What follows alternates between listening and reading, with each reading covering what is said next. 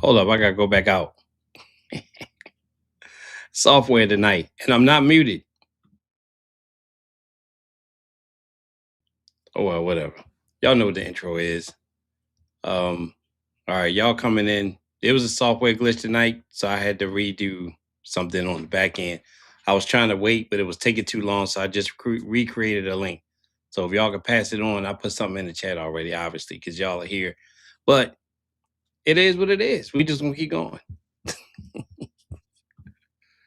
So, all right. I'm trying to let some people get in here. Let me look at the chat. All right. Thank y'all for waiting too. Appreciate it. Let's see.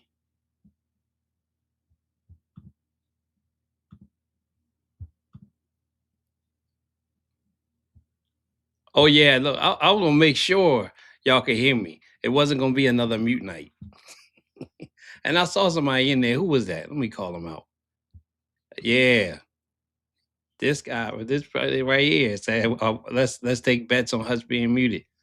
All right, some of y'all coming in. If y'all could just pass it on because we got a lot going on tonight, and I want to get this started. That was the reason why I started at 10:15 Eastern Standard Time versus my regular time, which some of y'all appreciate anyway. So, as you saw on the thumbnail and title and everything. So it's two judges. They kind of got themselves in a little bit of little jam outside of the job. And it's over a $23 bank rental. Like it's just it's crazy. So now their job's on the line, but the case has been going on for a while. I just happened to run across it. And so the first judge have three attorneys. The second judge going pro se. Now she has attorneys that's going to be support, but they're not going to do anything. So I figured this is a hearing. You're going to hear a lot of testimony and stuff going on with the parties, and you're going to get the full story of this mess that's going on. But that's all I got. I figured we do something different. Nobody's yelling like they were last night, so we can enjoy ourselves in the chat and that good stuff. All right. So I'm gonna go ahead and get it started because we are already late. Okay. Y'all got any questions? I'll answer them in the chat. Let's go. We are now ready to proceed to the hearing. The record should reflect that disciplinary co-counsel Glenn Page it will be assisting a co-counsel Nicolette Horde as disciplinary counsel in this matter. Respondent Judge Brew is participating along with her attorney Philip Thomas, Jeffrey Edison, and Christine Pajak. By way of background, on November 23rd, 2022, the commission issued formal complaint number 105 as to the respondent. Judge Brew filed an answer on December 21st, 2022. The Supreme Court appointed the Honorable Alexander Lipsey, a retired Kalamazoo County Circuit Judge, to hear the evidence. Public hearing was held over 8 days in June and July of 2025. The master issued his report pursuant to MCR 9.236 on October 14th, 2025. Disciplinary counsel filed objections to the report, and a respondent filed a response to those objections. Today is a date and time set for the public oral arguments on the objections pursuant to MCR 9.241.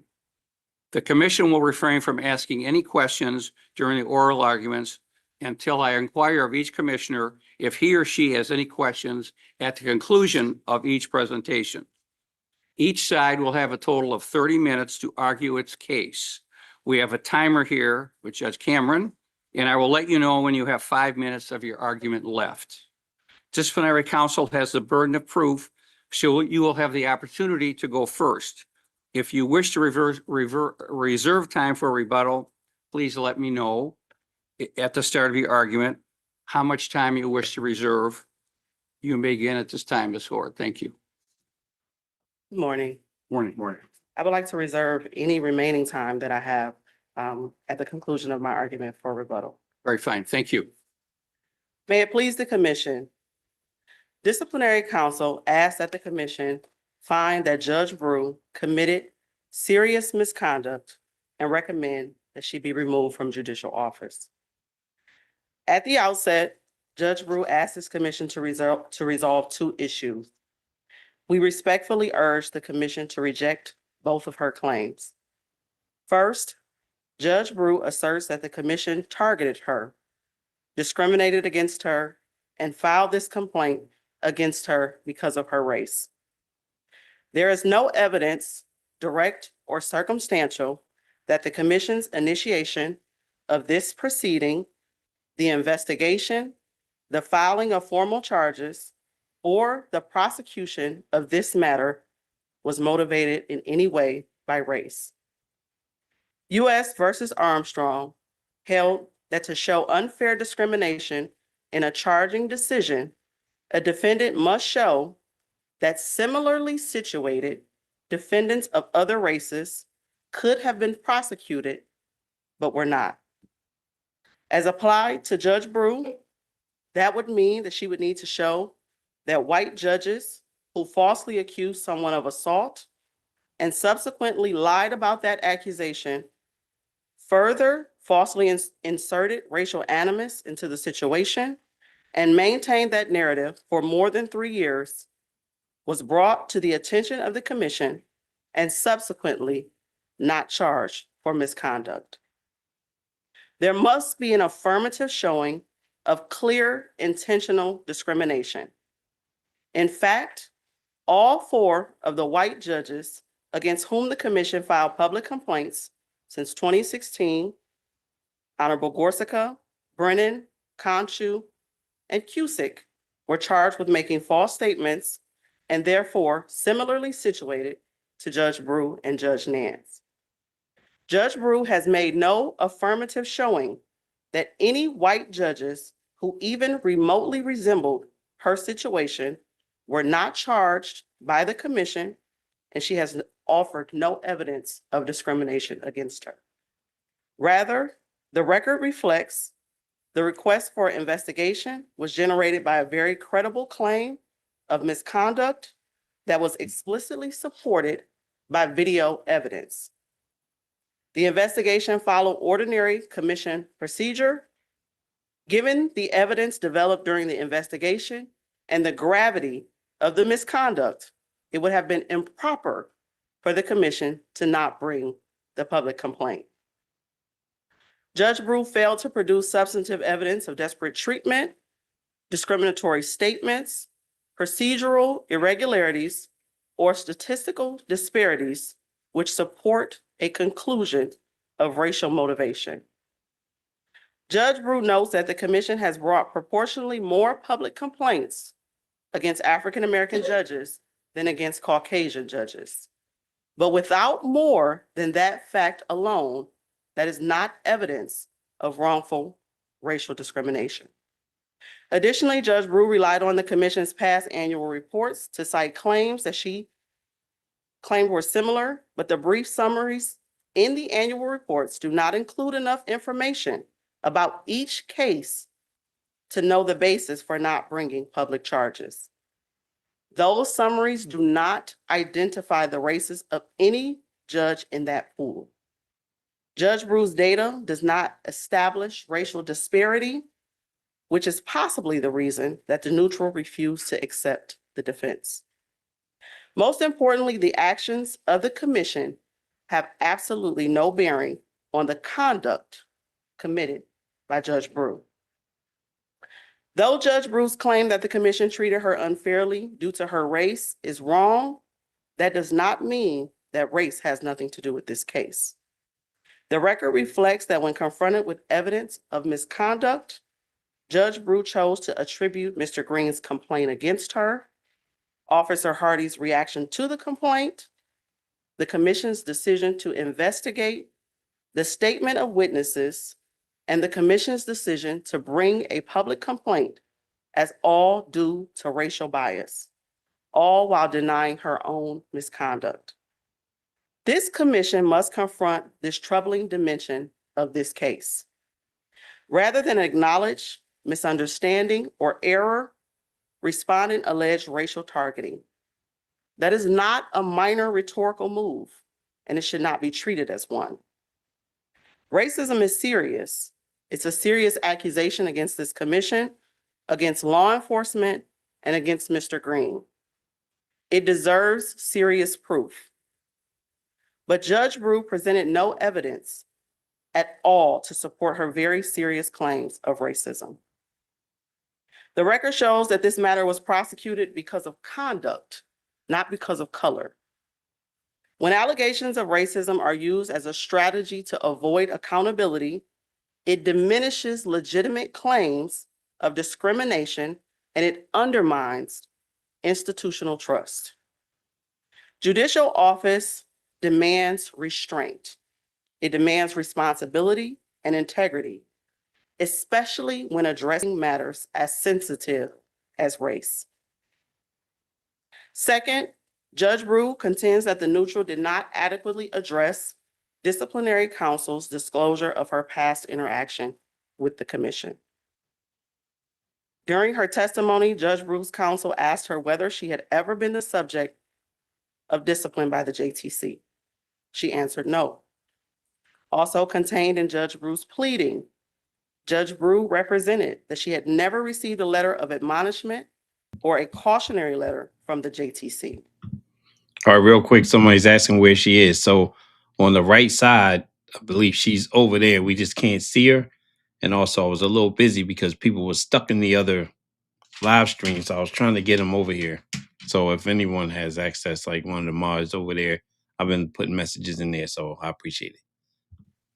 Judge Brew knew that when she was giving the distinct impression that she had not ever had any contact with the Judicial Tenure Commission, that was false. When she wrote that, she knew full well that commissioners had previously met with her to express concerns about her demeanor. The issue is candor. Respondent attempted to create the impression that the commission had no prior concerns about her conduct. That was not true. It was materially misleading.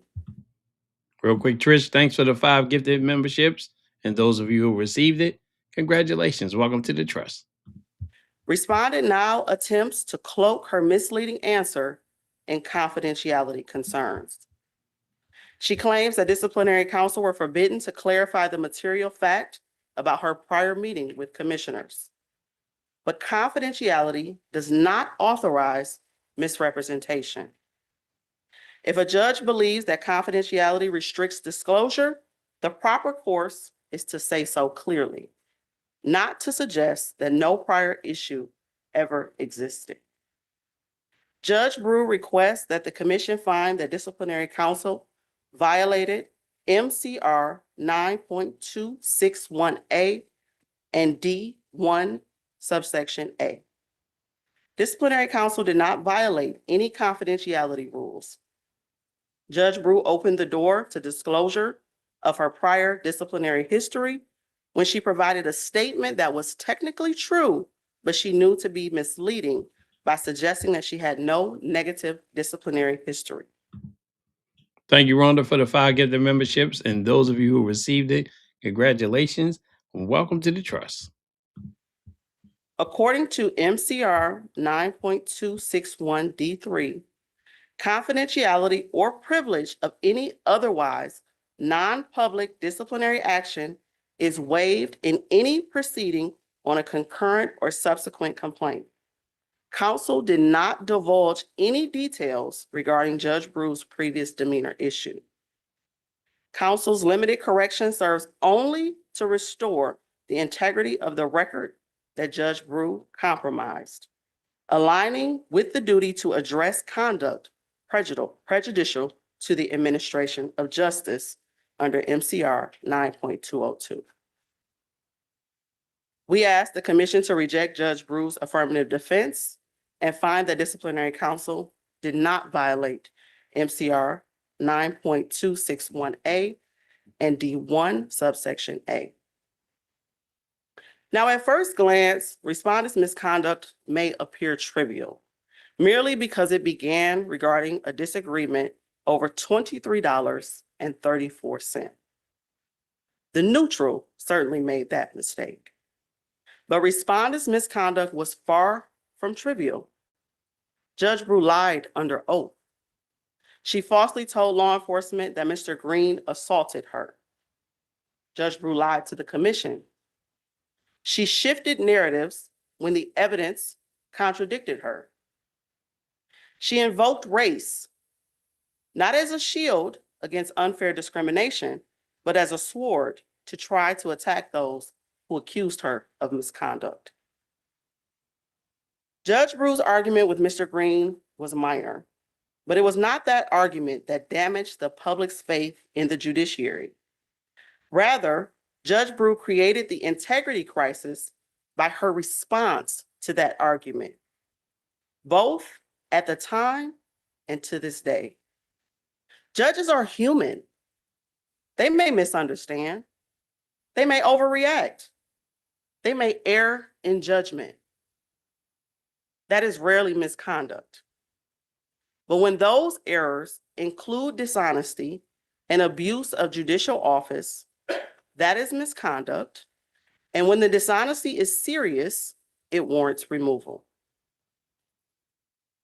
The issue becomes whether the individual can be trusted with the authority of judicial office. The public must be able to rely on a judge's word as truthful. When that trust is compromised, the whole judiciary is harmed. Several aspects of the testimony and evidence proven by a preponderance of the evidence show that Judge Brew committed judicial misconduct. Specifically, and most importantly, I would turn the commission to a few instances of very clear evidence. First, the video evidence. The video unequivocally showed that during a conversation with Mr. Green, Judge Brew aggressively grabbed at the receipt that was in his hand. This evidence is undisputed. And immediately after doing that, Judge Brew turned the tables and accused Mr. Green of assaulting her.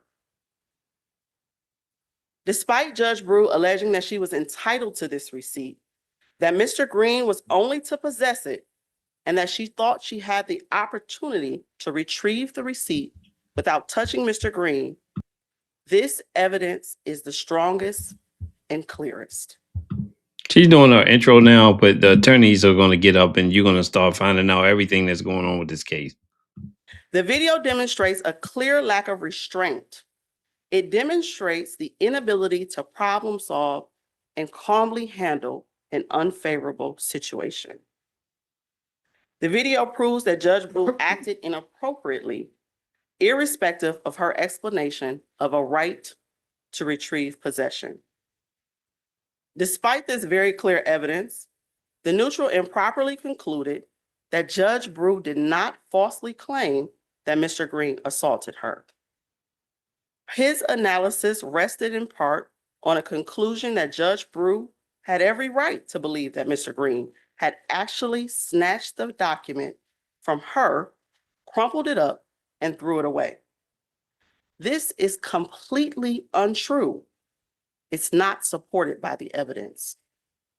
Anyone watching the video can clearly see that Judge Brew could not have thought that Mr. Green snatched the document from her.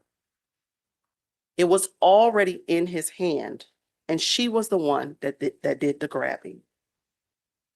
The neutral found that Judge Brew could not present substantive evidence to support her claim of assault, but that missed the point completely. She couldn't support her claim because it was a fictional claim. The second strongest piece of evidence is the lip reader testimony, to include Judge Brew's own lip reader, who extracted the same exact sentence seconds after Judge Brew grabbed the receipt from Mr. Green. Immediately after the grab, Judge Brew falsely accused Mr. Green of assaulting her, as charged in count 2 of the complaint. Each of the lip readers extracted some variation of the phrase, "You assaulted me. Did you just assault me?" This evidence was also supported by the testimony of Mr. Green, as well as the bike shop employees. Witness testimony demonstrated that Judge Brew told Mr. Green that he, a Caucasian male, had just assaulted an African-American judge and acted with violence toward her. She also accused Mr. Green of being a racist and treating she and Judge Nance unfairly because they were Black. Having found, despite the clear evidence to the contrary, that Judge Brew could have believed that Mr. Green assaulted her, the neutral then found that Judge Brew's false reports to law enforcement were proper as well. But this finding was just as contrary to the evidence as the finding that Judge Brew could have plausibly thought that she was the victim of assault in the first place. Despite the neutral's improper conclusions regarding Judge Brew's interaction with Officer Hardy, there is no dispute, again, there is no dispute based on the evidence that Officer Hardy first spoke with Judge Brew and Judge Nance, and that he did so at length. He did not ignore the women or refuse to speak with them. Judge Brew claiming that he did so was a false statement. She had spoken to Officer Hardy for more than 10 minutes to tell her version of the argument that she had with Mr. Green, including the false claim that Mr. Green had assaulted her. Judge Brew had to know that her claim that Officer Hardy did not talk with her was false when she made it. In fact, it is important to note that Judge Brew first mentioned that Officer Hardy would not speak with her in the background section in response to the commission's request for comment. This statement in the background section was not responsive to any question. In other words, Judge Brew wanted this false statement known as a central part of her false claim of racial animus. Similarly, Judge Nance volunteered during her sworn statement that Officer Hardy would not speak with her, and with she and Judge Brew, not in response to a specific question, but in an effort to communicate racial discrimination by Officer Hardy. This is evidence of their corroboration efforts and their false narrative. The evidence clearly establishes that Judge Brew told Mr. Green that she was absolutely a judge. The neutral failed to make a finding on this fact, but the testimony of Mr. Green reiterated that Judge Brew made statements during their conversation to include, "You are a Caucasian man and you struck a sitting African-American female judge. Do you know what's going to happen to you, a Caucasian man that's found guilty of striking an African-American female judge?" In addition to Mr. Green, bike shop employees Scott and Libby both unequivocally testified that they heard Judge Brew tell Mr. Green that she was a judge. Number 6, throughout the investigation and as part of their effort to portray themselves as the victims of racism on Mackinac Island, Judge Brew and Judge Nance falsely alleged that Officer Hardy told them to wait by the curb while he and Mr. Green watched the video. They alleged that this directive itself established that Officer Hardy was racist.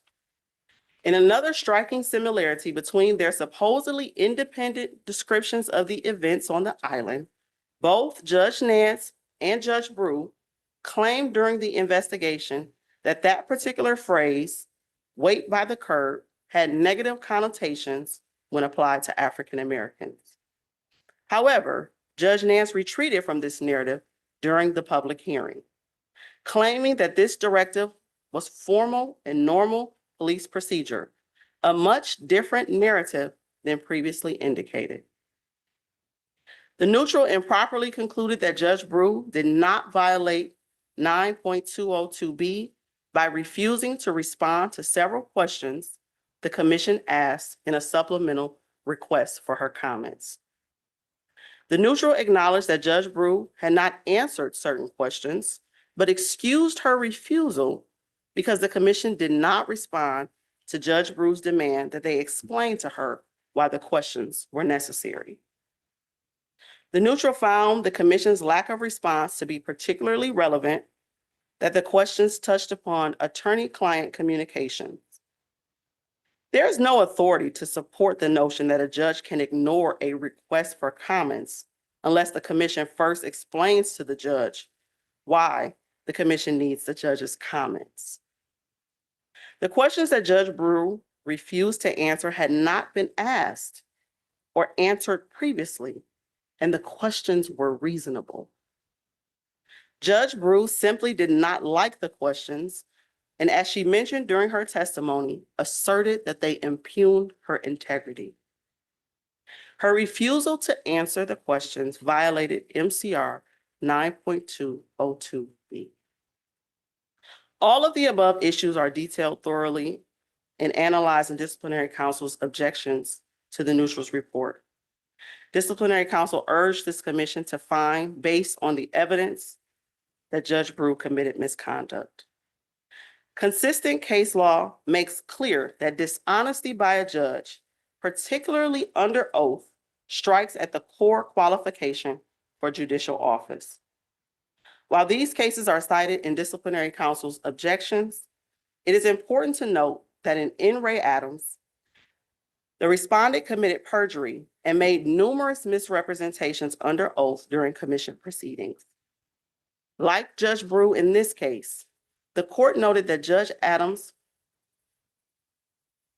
like Judge Brew in this case, the court noted that Judge Adams had engaged in a pattern of misconduct and continues to shirk any responsibility for her wrongdoing or express any indication of remorse. The Supreme Court removed Honorable Teresa Brennan for testifying falsely under oath and making misleading statements to the commission. Courts have repeatedly held that while errors of judgment may warrant lesser sanctions, intentional misrepresentation often warrants removal because it renders the judge unfit to continue in office. The rationale is simple. A judge's credibility is indispensable, and Judge Brew compounded her lies by repeating them over years and by falsely accusing Mr. Green of assaulting her. The commission's responsibility is to measure fitness.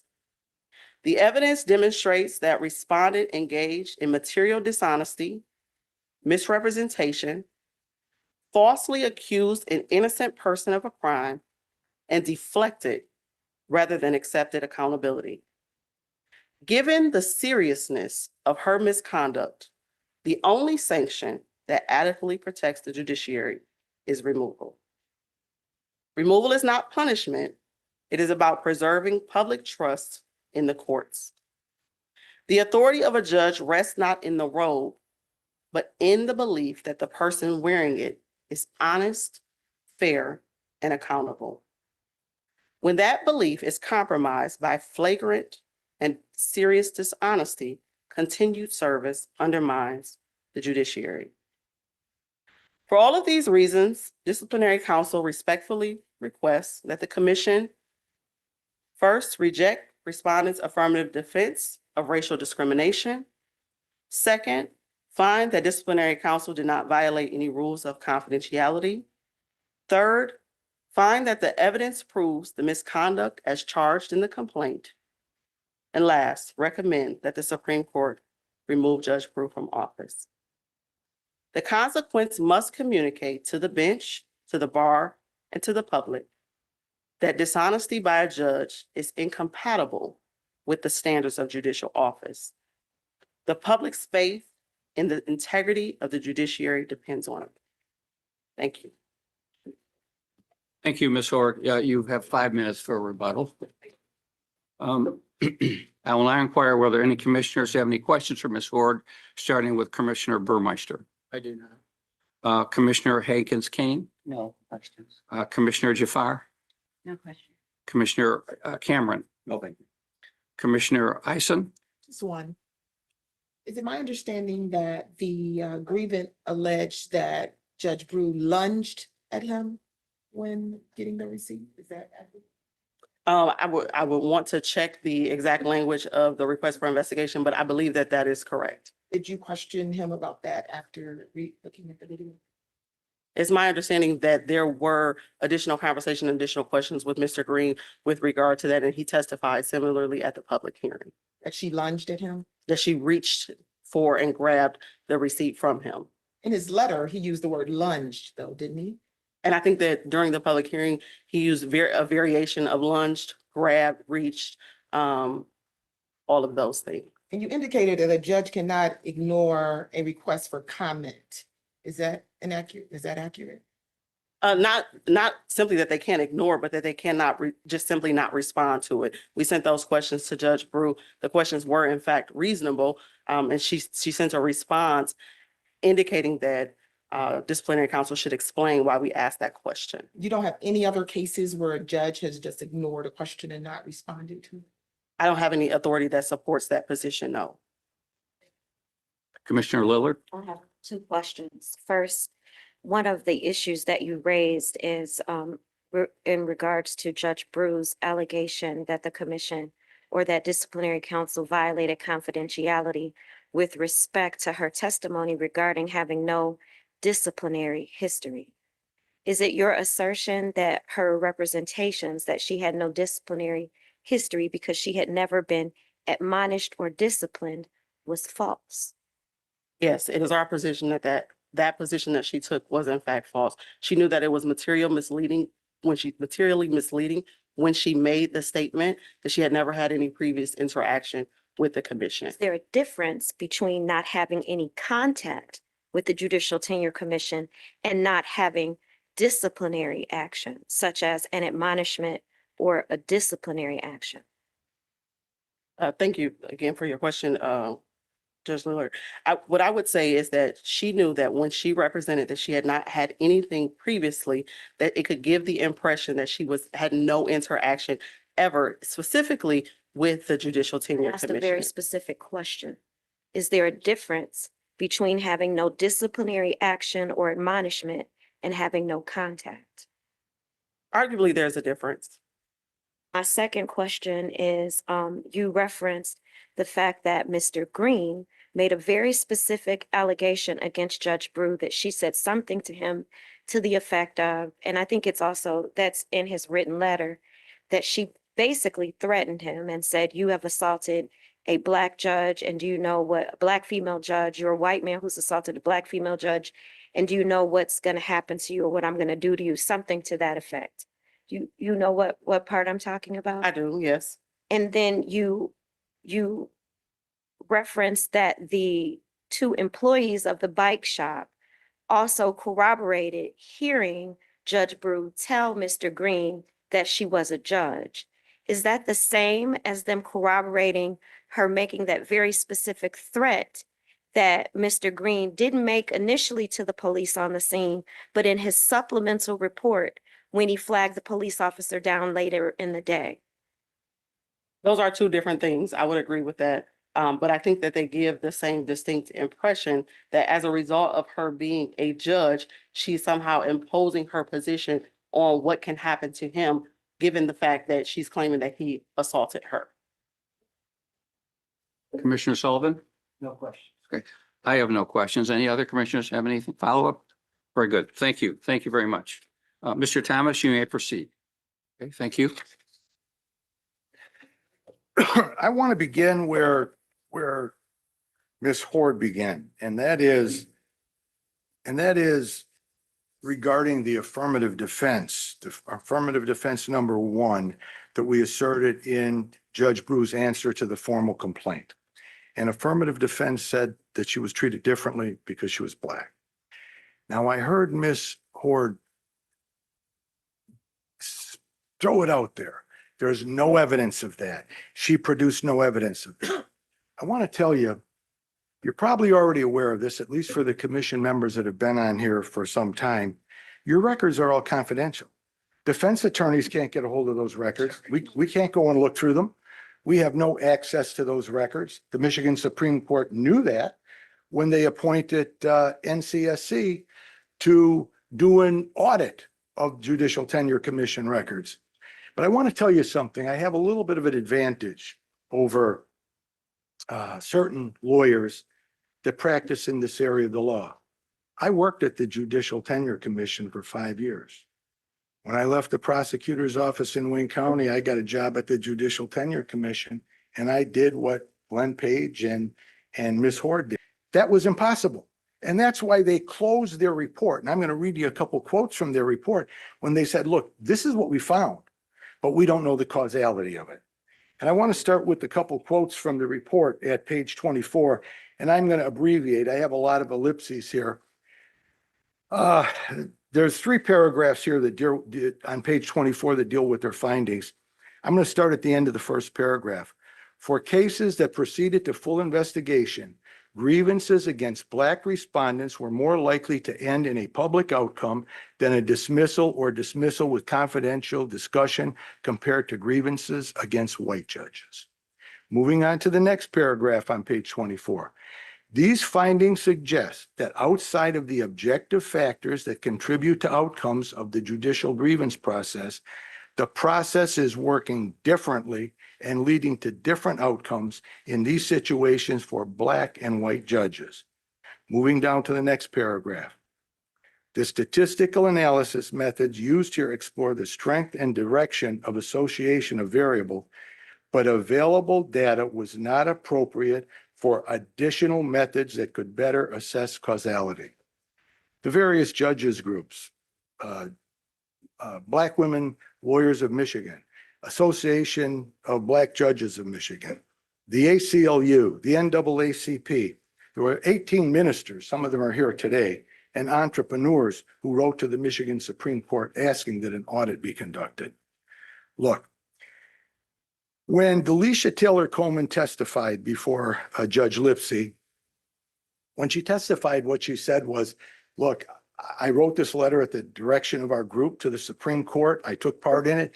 I'm one of the lawyers that did an investigation going back to 2008. And when you go back to 2008, 56% of the judges in Michigan that were prosecuted formally, publicly, by the Judicial Tenure Commission were Black. Now, you want to know what the kicker is? I assume you know it from all the things we've submitted to you. About 16% of the judges in the state of Michigan are Black.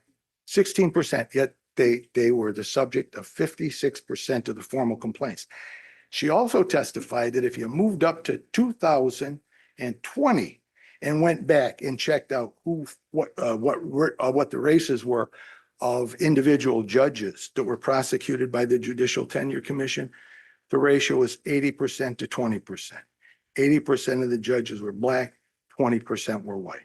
There's a disparity there. I think if anything, you are probably as aware or more aware than just about anybody involved in the system of justice in Michigan.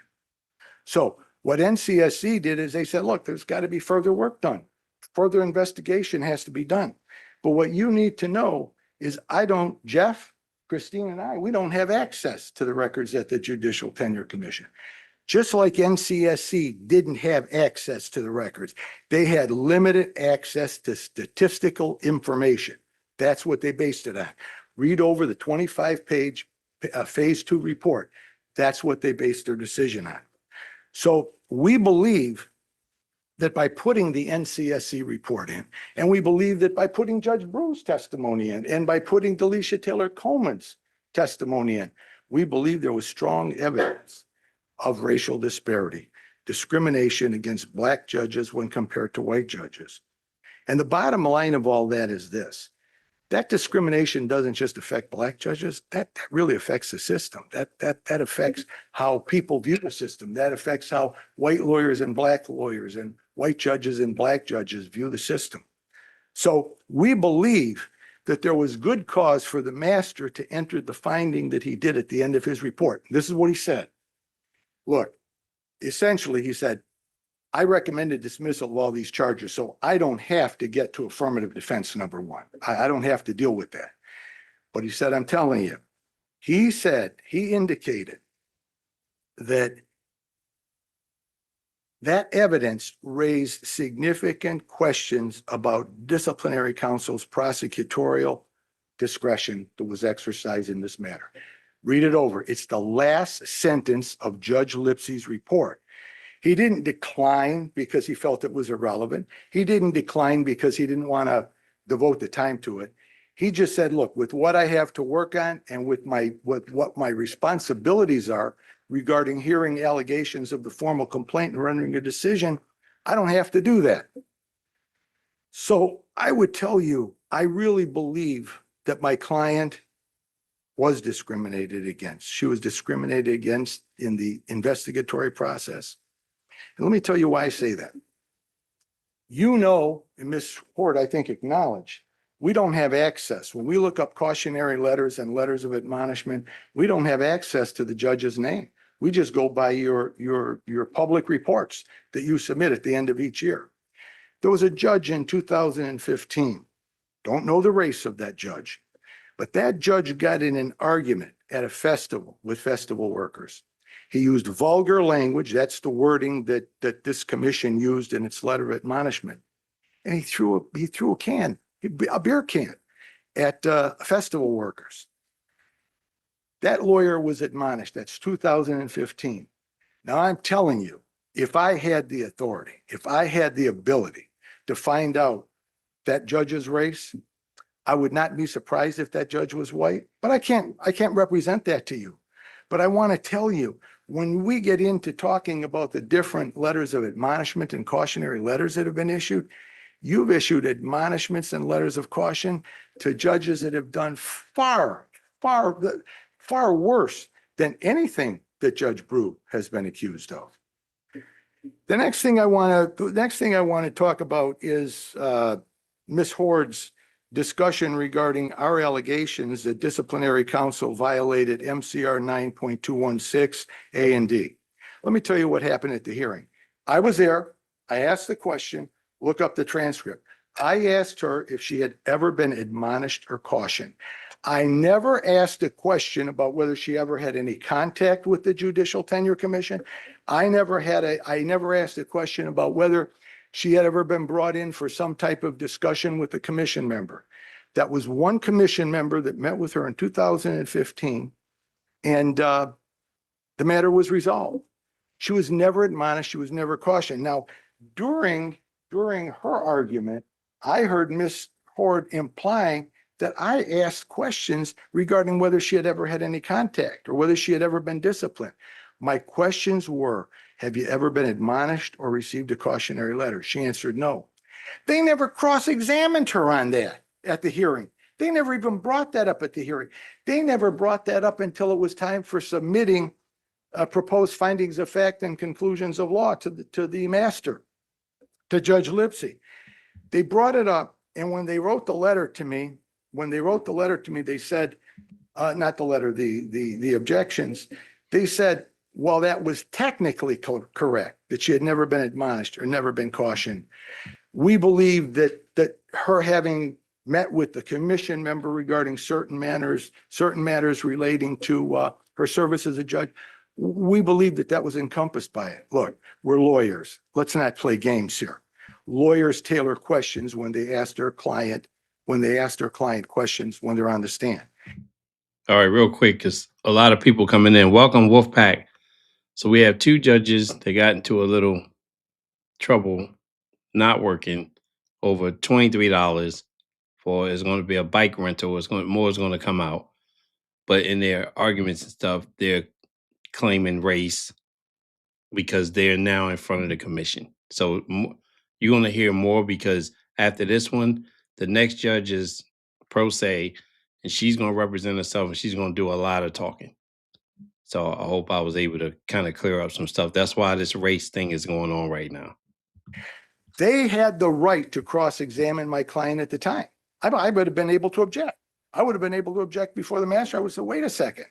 I never brought that up. That would be a violation of the Judicial Tenure Commission court rules.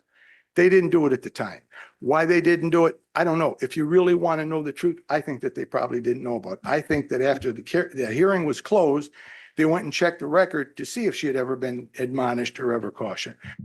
All right, hold on. When Lone Wolf come in, I got to say hello.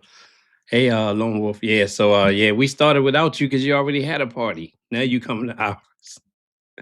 But good to see you. Thanks for popping in. Appreciate it. Appreciate you sending people over tonight. My live stream got a little messed up. I had to create another link, so things are kind of off a little bit tonight, but we still having a good time. But for whatever reason, they didn't cross-examine her. The next thing that, the next point that Miss Horde raised concerned my client's reaction to Mr. Green and the staff there on the island, or to her feelings, her belief, her saying that she was being subjected to racist behavior. Around the time that I answered the 28-day letter on behalf of Judge Brew, it was around 2/22. It was right near the tail end of COVID. There were two cases in the news. And I attached newspaper clippings concerning two cases involving African Americans and how they were treated when they went to banks. One of the individuals was Ryan Coogler, the director of the movie Black Panther. Oh, hold on a second. I'm gonna answer this one. Lone Wolf starts before me. I can't start earlier than him. I have the way my audience is set up, so it'll be way too early, and I work. So I start mine at night. He starts his a little earlier, so he raised me. But we'll see what happens in the future. A young dapper guy. He walked into a bank and he asked to cash a check for $10,000. He had an account there. And he said he needed the $10,000 because he had to pay medical assistance for his family members. I guess somebody was sick and they had to have in-home care, what have you. I don't know all the details, but I'm just telling you what he said.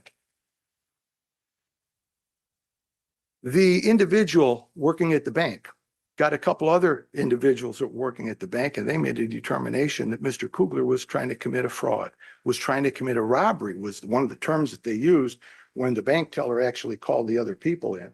And Mr. Coogler ended up being arrested, handcuffed, and taken out to the police officers because he went into his bank to cash a large check. That's what happens to Black people. That's what happens. Do I believe that any of the staff members at the bank use the N-word or something along those lines? I don't. This is how racism works in the third millennium. People don't do that. People carry out their actions in a prejudiced way, and it's up to the Black person to try to discern how they're being treated and why they're being treated in that fashion. The second matter that I brought to your attention concerned that the woman, she was 71 at the time, name was Lizzie Pugh.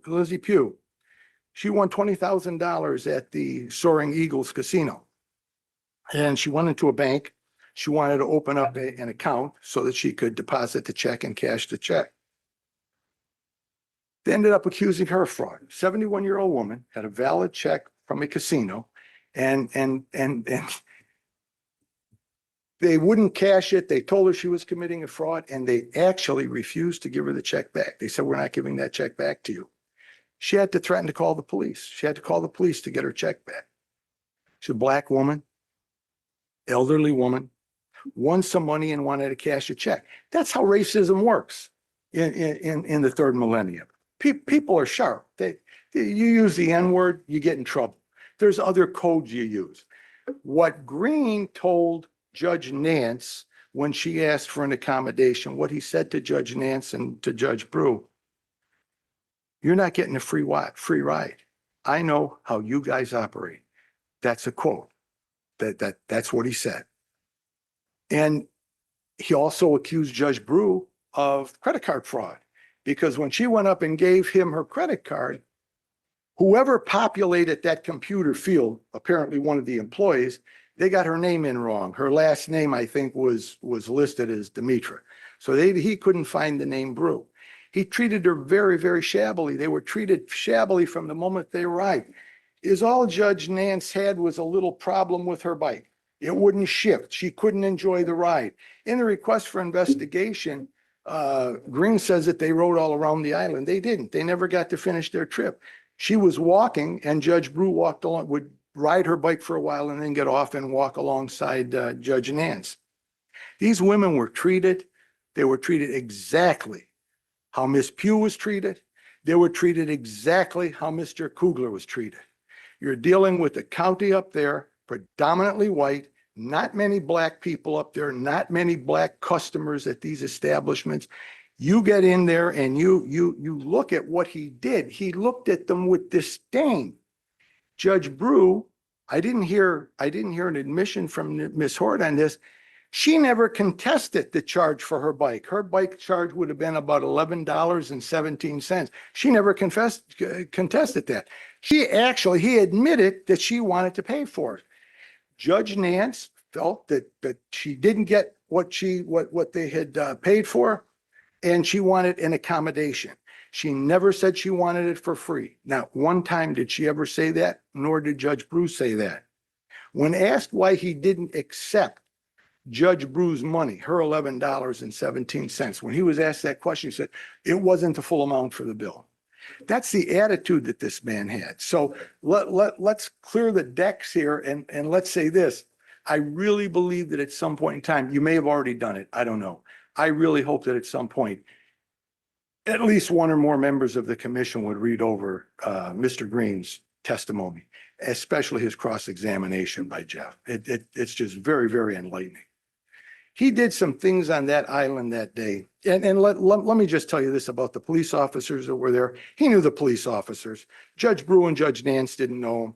The officers testified that on hot days when they were thirsty, he would give them bottles of water. They all knew him on a first name basis. These two judges were treated as the outsiders. The police officers were treated as the insiders. What you had happen when Officer Hardy arrived, he arrived after the fact. He did not see what happened. And unless you have looked at the 1 minute and 9 second tape that Mr. Green showed to Officer Hardy when they went back into his office, you really don't know what happened that day. You hear me arguing one thing, you hear Ms. Ford arguing another thing. Let me tell you, on that video, the video that was sent to me when I was answering the request for investigation on behalf of Judge Brew, and her and I were sitting down looking at it, it was what I called at the time a snippet, SNIPPET, 1 minute and 9 seconds long. And the critical part of it was this: Green gave us and he gave the police a video that had that receipt in Green's hand when the video started. When you start that video up and you look at it, that receipt is in Green's hand. What Green never told the officers, and what that video didn't depict, was that was Judge Brew's receipt that she was given at the time that she rented the bikes. She took that out of her pocket. That's the receipt that she asked multiple times for Green to return to her. I want to tell you, we don't believe that the lip reader testimony should have been admitted. It never been admitted by any court in the state of Michigan, but you requested it, so that the ship has sailed. I guess you're going to review that. But when you're reviewing that, please look at this. In that video, you will see the various lip readers stating that she asked for her receipt back. That's evidence that I didn't want to admit it, that I fought against it, was put on a separate record. So there is evidence to support her claim. So what do you have? You have Judge Nance testifying to certain matters, describing what happened. You have Judge Brew doing the same. And then you have Green. And let me tell you about the two witnesses that testified. The young man, Jared Scott, he worked for Green for about 3 summers. He was going to school, go work at summers over there. The other one, this guy, Gunnar Libby. Gunnar Libby has worked for Green since he was 14 years old, and he was in his early 20s at the time our hearing took place. His mother was a business partner with Mr. Green in multiple ventures on the island. Both very, very wealthy people, well-to-do people. I believe Green said he had about 10 businesses that he owned on the island. These people were used to having it their own way. Gunnar Libby tried to defend Mr. Green. Scott, not so much. I think he was really trying to the best of his memory, but he just got things wrong and he got tripped up. Mr. Thomas, excuse me. So you have 5 minutes left. I know you technically asked for 5 minutes rebuttal, even though don't have the preponderance. So if you want to continue and finish your 5 minutes, that's great. Or you could not, but Well, there's so much that I didn't cover. I tell you what. why don't you just I think- finish your 5 minutes and let Ms. Okay, I'm Horde going to do- reserve my 5 minutes. Well, no, you've got 30 minutes, so you can use it how you want to, but you don't have the preponderance. So either can finish now and use your full 30, and we'll let Ms. Horde save her 5 because she's already saved it. They have the preponderance, or you can do whatever you want, but you have 5 minutes left. My co-counsel said she timed me at 20 minutes. I'm not disputing. I'm just saying. I've got a timer up here that I'm going with. Okay, well, then we go by your Okay. timer. I mean, I think that's the only choice he has. Well, I think I'm just going to keep going, and I want to thank you very much for the reminder. All right, no problem. All right. The videos, I've talked to you about that. You got to take a look at the video that was provided. And then you also need to know that from the start, going back to the time when I represented Judge Nance at a sworn statement, I had been clamoring about additional video. I knew that there had to be additional video. That shop had multiple cameras on it. And prior to my client ever even having to answer the request for investigation, the Judicial Tenure Commission staff got in about another 25 or 30 minutes of video. They never gave it to me. I answered, and Judge Brew answered with me, the request for investigation with only access to one little snippet, not 1 minute and 9 seconds of the video. That was critical. That was critical to not only Judge Brew, that was critical to Judge Nance, that was critical to her attorney. We were entitled to that additional video. In my answer to the request for investigation, I complained to you as a group that my client had to answer the request for investigation with only access to 1 minute and 9 seconds of video. We knew that there had to be more. We do. And in fact, there was more. It came into possession of your staff a few weeks later, September of 2020. We had to answer the request for investigation in November. That was held back from us. Do I believe that you necessarily made a determination to hold that evidence back? I don't know. But we never got that evidence until 8 months later, running close in time with us having to answer the 28-day letter. You heard Ms. Horde talk a lot about dishonesty and false answers that were given to the commission during the course of the investigation. Let me tell you this. That was all regarding the answer to the request for investigation. When we got the additional video in time to answer the 28-day letter, that formal complaint doesn't charge my client with making even one misrepresentation. And most spectacularly, we knew when we got the evidence, the additional tapes, we knew conclusively that my client's memory was correct, that the receipt was hers, and she was trying to recover her chattel. And he did. Green said in the request for investigation, she lunged for it. I got to tell you, the Judge Lipsy said she reached for it. She might have lunged for it, but it was really reaching for it. And that's what was done. So with all that, you need to know there's other missing footage. We've talked about this at length in our response. The officers had body cameras on. You would not have to face a challenge from each side regarding what was said by officers and how they acted if the officers' video recorders were working. And Michigan has a compiled law statute, and it says that videos have to be retained for 30 days, but if there's some type of action pending, the tapes have to be retained until the end of that investigation or that proceeding, whatever it is. So what I want to impress upon you is this. It's kind of offensive to stand here and have to defend Judge Brew's word against officers' words who had body cameras on, but both of them said they weren't working. They weren't working. Actually, Police Officer Hardy said he checked his body camera that day in the morning, and he said it was working, but we don't have it. We've never had it. The other thing that I want to point out, what I'd really like to direct my last few minutes to, the cases that Ms. Horde referenced in support of her position He already went over. that Judge Brew should be removed from office. Let me tell you about them. In the James case, she wasn't just charged with lying or making misrepresentations to the commission. The Supreme Court found that she abused this monetary fund in her court that was supposed to be paid over to victims of crimes. Justice Markman said she used it as a personal piggy bank. That's the first case she cited in support of her argument. It might have been the second case that Judge Bruce should be removed. In Judge Brennan, she wasn't just removed from office. You didn't recommend removal from office just because she made a misrepresentation in answer to a request for investigation. She lied under oath in her divorce case.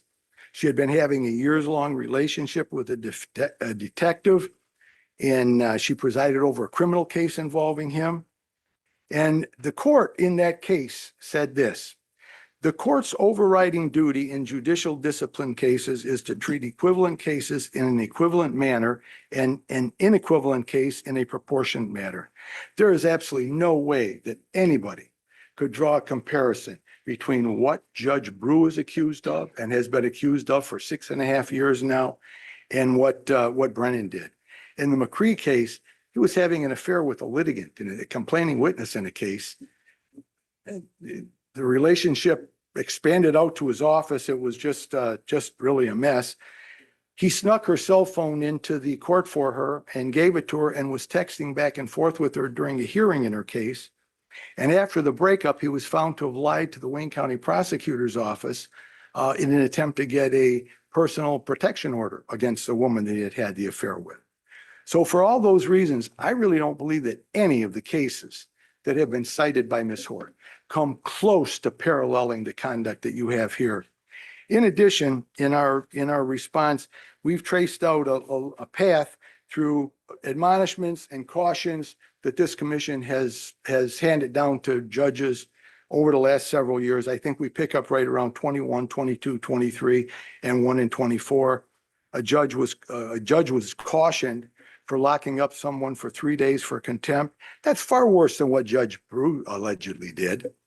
In your annual report from 223, a judge was privately cautioned for depriving a litigant of her freedom, and she was a female, and I guess you said there appeared to have been evidence of gender bias. Judge Lasada, we talked about that in our response. The admonishment letter that he was issued, it cited at length in our response. It took about 2 or 3 pages to do so. He did a myriad of things that were far worse than anything that Judge Brew comes close to having done. And then I've already mentioned the one where the judge in 2015, this is in your JTC annual report, 2015, page 16.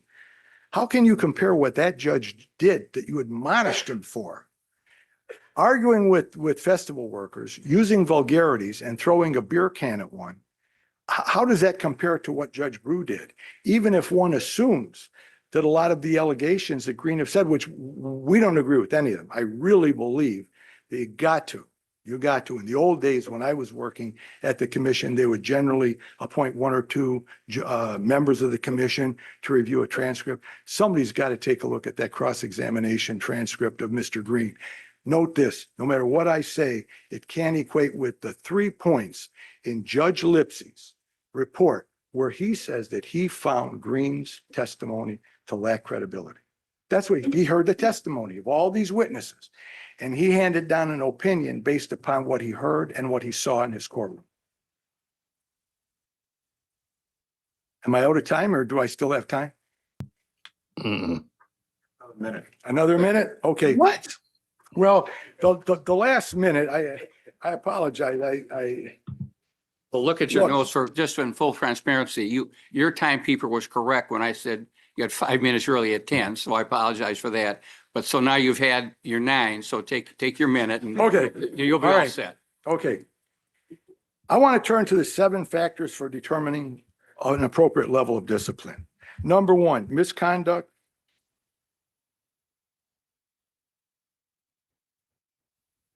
Misconduct that is part of a pattern or practice is more serious than an isolated incident of misconduct. That's number 1. That doesn't even apply here. This was at one incident that occurred on Mackinac Island. I heard all this stuff about lying in answers to requests for investigations and that all those materials were submitted to Judge Lipsey. He didn't buy it. He didn't buy what they were saying. Misconduct on the bench, item number 2, misconduct on the bench is usually more serious than the same misconduct off the bench. This was off the bench misconduct. None of these factors really apply here unless you believe for 1 minute that when Judge Brew was on that island, she lied to the officers, or when she answered her request for investigation, she lied. And the most important thing I want to impress upon you in my closing seconds here is this. Mr. Green testified at the hearing under oath that it was not Judge Brew who told him that she was a judge. He said that it was Judge Nance. He was talking to the two witnesses together at times. You look at the videos, you'll see he was talking to them separately at times. He testified under oath. So the best information I have here to contradict what he said in his request for investigation and to rebut what Ms. Horde said, my client never told Green that she was a judge. That was conveyed to him by Judge Nance.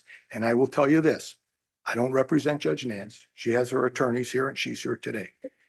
But what I will say is this, I think that what she was doing is she was trying to calm the waters. I really do. You know, he was treating them like they were criminals. So when you're treated like a criminal, if you got a decent job, you might say, well, you know, I'm a union electrician. I'm a union plumber. If you're a judge, you might say you're a judge. Judge Brew didn't do that. Judge Nance wanted him to know she's not a criminal. Don't accuse her of credit card fraud. Don't ask her if she used a card that belonged to somebody else. She wouldn't do that. We're respectable people. That's why that information was conveyed to Green by Judge Nance. And it wasn't until Judge Brew was talking to Trooper Bergsma, who they perceived as a supervisor. Because you got to remember something. What happened on that island, and I noticed how it was skirted over, it wasn't mentioned. What happened on that island alarmed Judge Nance and alarmed Judge Brew so much that Judge Nance called for a supervisor. And I provided documentation of that to the Judicial Tenure Commission. They never challenged that at the hearing, at our hearing. They never challenged it. To my knowledge, they never challenged it at Judge Brew's here. I actually provided the phone record showing that she made that call. Something happened on that island that was inappropriate. The something that happened was something similar to what happened to Mr. Kugler and to what happened to Ms. Pugh when they went in their banks to cash checks. This whole concept that the disciplinary council came up with, that a person, that a black person can't just rely on substantive feelings, what they think is happening, how they think they're being treated. They say there's got to be some type of objective argument. You want to know an objective argument? Judge Nance was so scared and so worried about what was going on, she called for a supervisor. And when Trooper Bergsma got there, an older man, he was white, but he was an older man, much calmer than these other two officers. He wanted to work things out. He not only did Judge Lipsey say that this was a trivial matter, when Bergsma arrived on the scene, he told the two judges, he said, come on, this is a trivial matter. Let me work this out. I'm going to work it out. And he did. He did so. Thank you, Mr. Phil. Thank you, Mr. Thomas. I'll ask any commissioners whether they have a question of Mr. Thomas or not. Mr. Burmeister, Commissioner Burmeister? No. Commissioner Kane? No. Commissioner Jafar? Do not. I don't have any at this point. Commissioner Ison? You gave an analogy of the judge at the festival throwing beer and yelling at people. Yes. And you recognize that there's more than just the conduct, because the conduct here would be, if you will, grabbing the receipt or whatever that misconduct was, right? So that wasn't with the judge with the beer. That's the conduct there, right? And some of the alleged conduct here is what happened with the grabbing of the receipt, right? Well, you know, we cited case law to you in our response that talks about an individual's right to retain their chattels. I'm just saying what the alleged conduct is. The alleged You agree with conduct that, was right? that yeah, but we think we disproved that. Judge Lipsey said she reached for it. I understand, but you also agree that there's that allegation of credibility that wasn't present in the other case, right? I don't know. I don't know anything You about don't that. know, When you, in your reports, your annual reports, when you cite a cautionary letter, there is just scant information giving. given, sometimes 2 sentences, 3. I don't know those facts. I wish I did. Okay, all right. But if the commission feels that the credibility of the judge is at the core of that job, do you think that the commission would ignore that in a case where that had happened and just talk about somebody yelling at somebody at a festival? Well, You were on the commission. Do you think that? well, I tell you what, I don't believe that there's credible evidence that she's lied about anything. I really don't. When you, That's not the question. You understand the question? no, I'm honestly trying to, you're saying that in the beer can case, there was more than just the beer can and the vulgar. I'm saying if there was issues of credibility, that the judge had lied about something, you think that the commission would have admonished him about yelling and throwing a beer and not about lying? Well, or in the alternative, they may have found that he didn't lie, because the Servas case that's cited in our response specifically says it's not just enough to show that something that a judge said was inaccurate. There has to be an intention to mislead. And Judge Lipsey talked about that in his report on misconduct. So I would say this, there's a good possibility, maybe he was accused of lying. I don't know, because your annual report didn't say that. But what I can tell you is under case law established by the Michigan Supreme Court in Servat, not everything that a judge says that may turn out to be inaccurate is necessarily an intentional misrepresentation. So I don't know.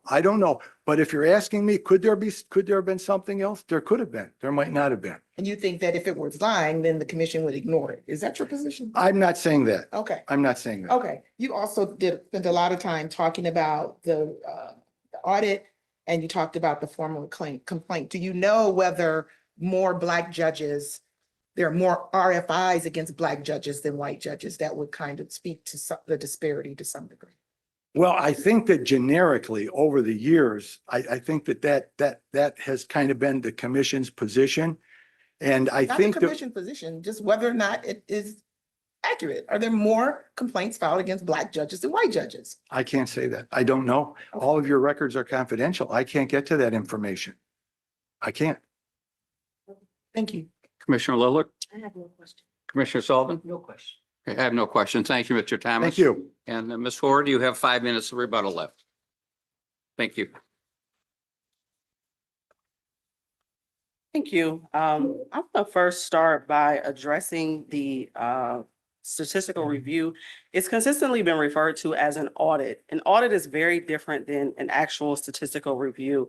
It is my understanding in the position of disciplinary counsel that what happened was a statistical review. An audit would open up files, it would go into specific case details. That is not what took place here. This was for numbers and statistical analysis only. Additionally, in the NCSC report, there is not a deeper dive as to why more cases go to public hearing than not. There's no reference to the fact that ultimately the decision rests with the judge as to whether or not they want to go to public hearing.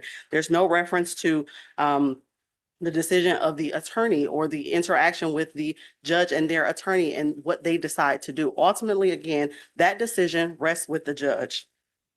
So I want us to just take a moment and just understand that the NCSC review was statistical only in nature, and it was not, in fact, an audit, even though we continue to call it such.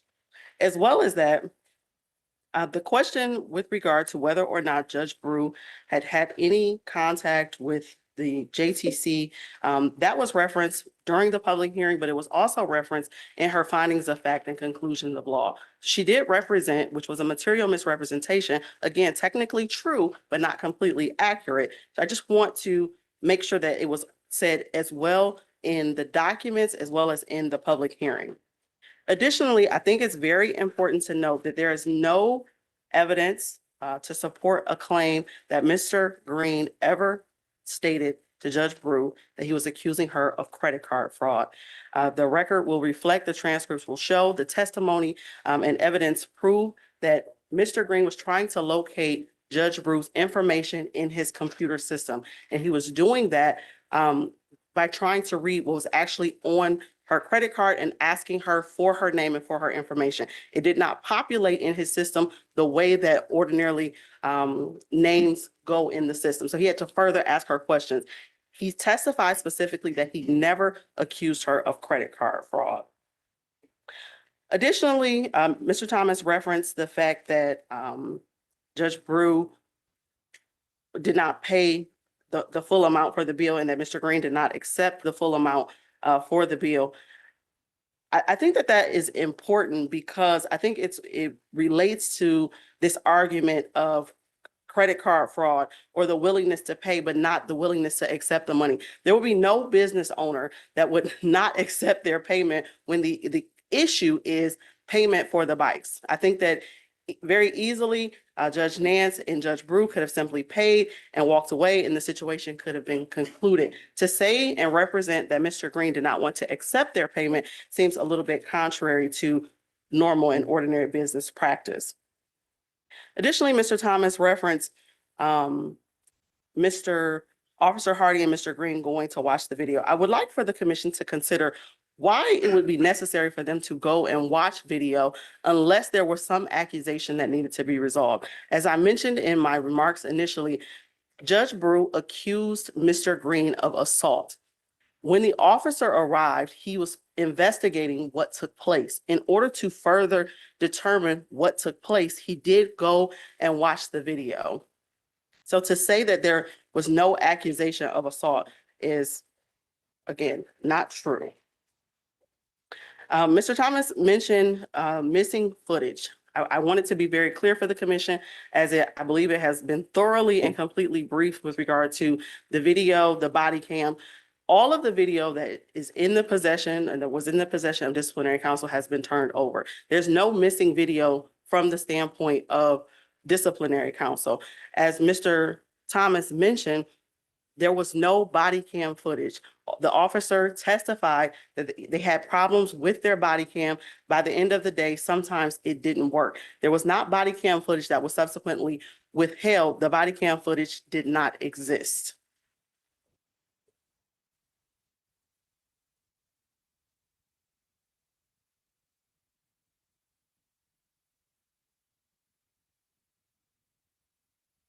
And finally, I would just like to remind the commission and reiterate that the case is not simply about the interaction between Judge Brew and Mr. Green. I understand that Mr. Thomas spent quite a deal of time talking about race and racism, as we know that is very real in our country. We understand that, and we should understand that as Black people, when certain situations happen, you go into a restaurant, you go into a store, yes, there's absolutely the possibility that you could be treated differently as a result of your race. That is, I'm not suggesting that that's right. I'm not suggesting that that's okay. But the issue here is a judge held to a higher standard and what they do as a result of whatever this feeling is, irrespective of what is objectively evident to them. I think that Judge Brew claiming that Mr. Green was racist upon seconds of meeting him is extremely problematic, but it's further problematic that because of how she felt in that situation, she then went further and accused Mr. Green of racism, as well as accused him of assault. We have to take into consideration that an innocent man could have been charged and subsequently convicted had there not been any video evidence to negate what it was that Judge Brew was saying about him. Thank you, Ms. Sword. Does any commissioner have any questions of Ms. Sword? Any further questions? Okay, thank you very much. So there being nothing further, the commission will take this matter under advisement and will issue a written decision and recommendation. That decision and recommendation will be a public statement and it will be posted on the commission's website. The commission thanks counsel and the court again for their time today and their well-written briefs and their thoughtful arguments here today. There will be a second hearing, which will begin in approximately 15 minutes. I am recused on that matter. So this matter, however, is adjourned at this time. Thank you very much. Have a great day. All right. Okay, now the next judge that was involved, she's pro se, so she's going to talk. So let's just roll through it. Same day, same case. We're now ready to proceed to the hearing. The record should reflect that the disciplinary co-counsel, Nicolette Horde, is participating, as is disciplinary co-counsel Glenn Page. The respondent, Judge Nance, is participating as respondent and co-counsel, along with her attorneys, Nicholas Serrano, thank you, and Michael Cafferty. By way of background, on December 14th, 2022, the commission issued formal complaint number 106 as to respondent Judge Nance, filed on answer on January 9th, 2023. The Supreme Court appointed Judge Alexander Lipsey, a retired Kalamazoo Circuit Court judge, to hear the evidence. A public evidentiary hearing was held over 6 days in June and July of 2025. The master issued his report pursuant to MCR 9.236 on October 14th, 2025. Each party filed briefs addressing the report. Today is the date and time set for the public oral argument on the objections pursuant to MCR 9.241. The commission will refrain from asking any questions during oral argument until I inquire from each commissioner if he or she has any questions. Each side will have 30 minutes to argue the case. We have a timer here, and I will do my best to keep track of time. I will let you know when you have 5 minutes left in your argument if you decide to reserve any time. Disciplinary counsel has the burden of proof, so you will have the opportunity to argue first. If you wish to reserve time for rebuttal, please let me know at the beginning of your argument and how much time you would like to reserve. So with that, Mr. Court, go right ahead. Thank you. May it please the commission, I would like to reserve whatever time I have left for rebuttal. Go right ahead. Disciplinary counsel appear before you to request that you recommend the removal of Judge Deborah Nance from judicial office. This case, stripped to its core, is not about a bicycle rental dispute. It is not about a misunderstanding on Mackinac Island. It is not about imperfect memory. This case is about lying under oath repeatedly. It is about a sitting judge who, under oath before this commission, knowingly denied facts that, as it turned out, were captured on video and whose story has continued to evolve, retract, shift, and reshape itself over 6 years. The charges against Judge Nance arise from her sworn statement in July of 2020. Since that statement, her subsequent written responses and testimony at the public hearing are evidence of her continued misrepresentations and distortions of truth. The evidence demonstrates that Judge Nance falsely denied that she or Judge Brew told anyone that they were judges, that she denied that Judge Brew accused Mr. Green of assault, that she falsely denied that Judge Brew infused race into the Mackinac Island interaction, that she falsely claimed that Officer Hardy refused to even speak with them, even though he spoke with them for over 10 minutes. She did this to support her claim that Judge Brew never falsely told Officer Hardy that Mr. Green had assaulted her. And finally, she falsely claimed that she was told to wait by the curb in a racially demeaning manner. Later, Judge Nance altered those claims repeatedly. The video evidence and testimony refute every one of her claims. Yet despite the weight of the evidence that showed that Judge Nance was lying, and even though Judge Nance repeatedly changed her story, the neutral found that she did not make any knowingly false representations. Her false statements as charged in count 1 of the complaint were no accident. They cannot be blamed on an innocent misrecollection due to the passage of time. The tenor of Judge Nance's July 20th sworn statement makes very clear that she had a strong memory of the events. It is very important to note that the sworn testimony was given 1 year after the incident, the closest in time to the events giving her the greatest possibility of recall.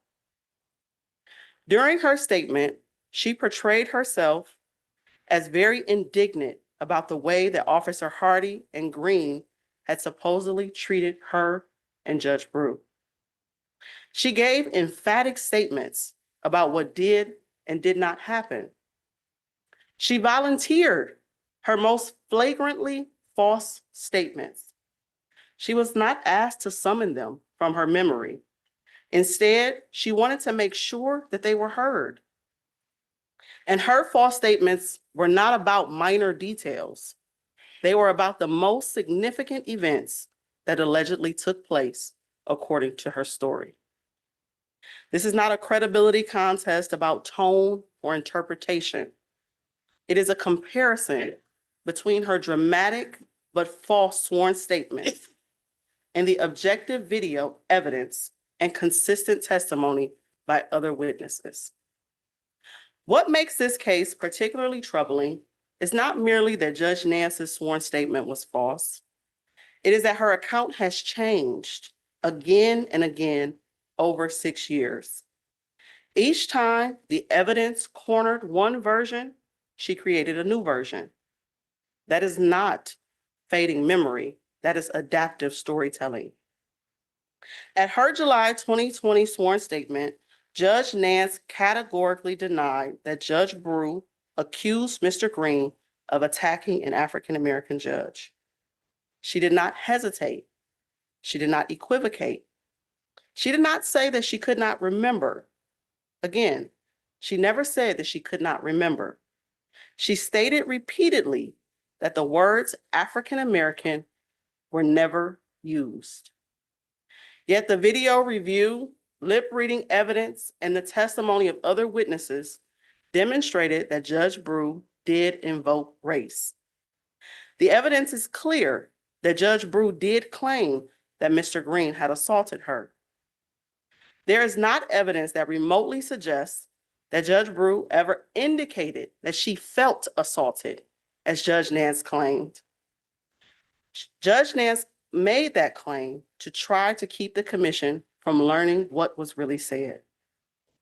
Judge Nance was standing right next to Judge Brew when Judge Brew was exclaiming that Mr. Green had assaulted her. She was standing right next to Judge Brew when Judge Brew stated she was absolutely a judge. Judge Nance was right there. Put yourself into this situation for a moment. You're a judge. You know that judges are held to a higher standard, and you just heard your judicial colleague falsely accuse a man of assault and tell him that she was an African-American judge. Those are very inflammatory things for a judge to say. They are not things a fellow judge would easily forget. Judge Nance was insistent when she first testified. But once she was faced with the evidence that contradicted her, she retreated. She claimed that she may not have heard the reference to Judge Brew being an African-American judge. She may have turned her body away. That she may have read her own face years later and concluded that something must have been said.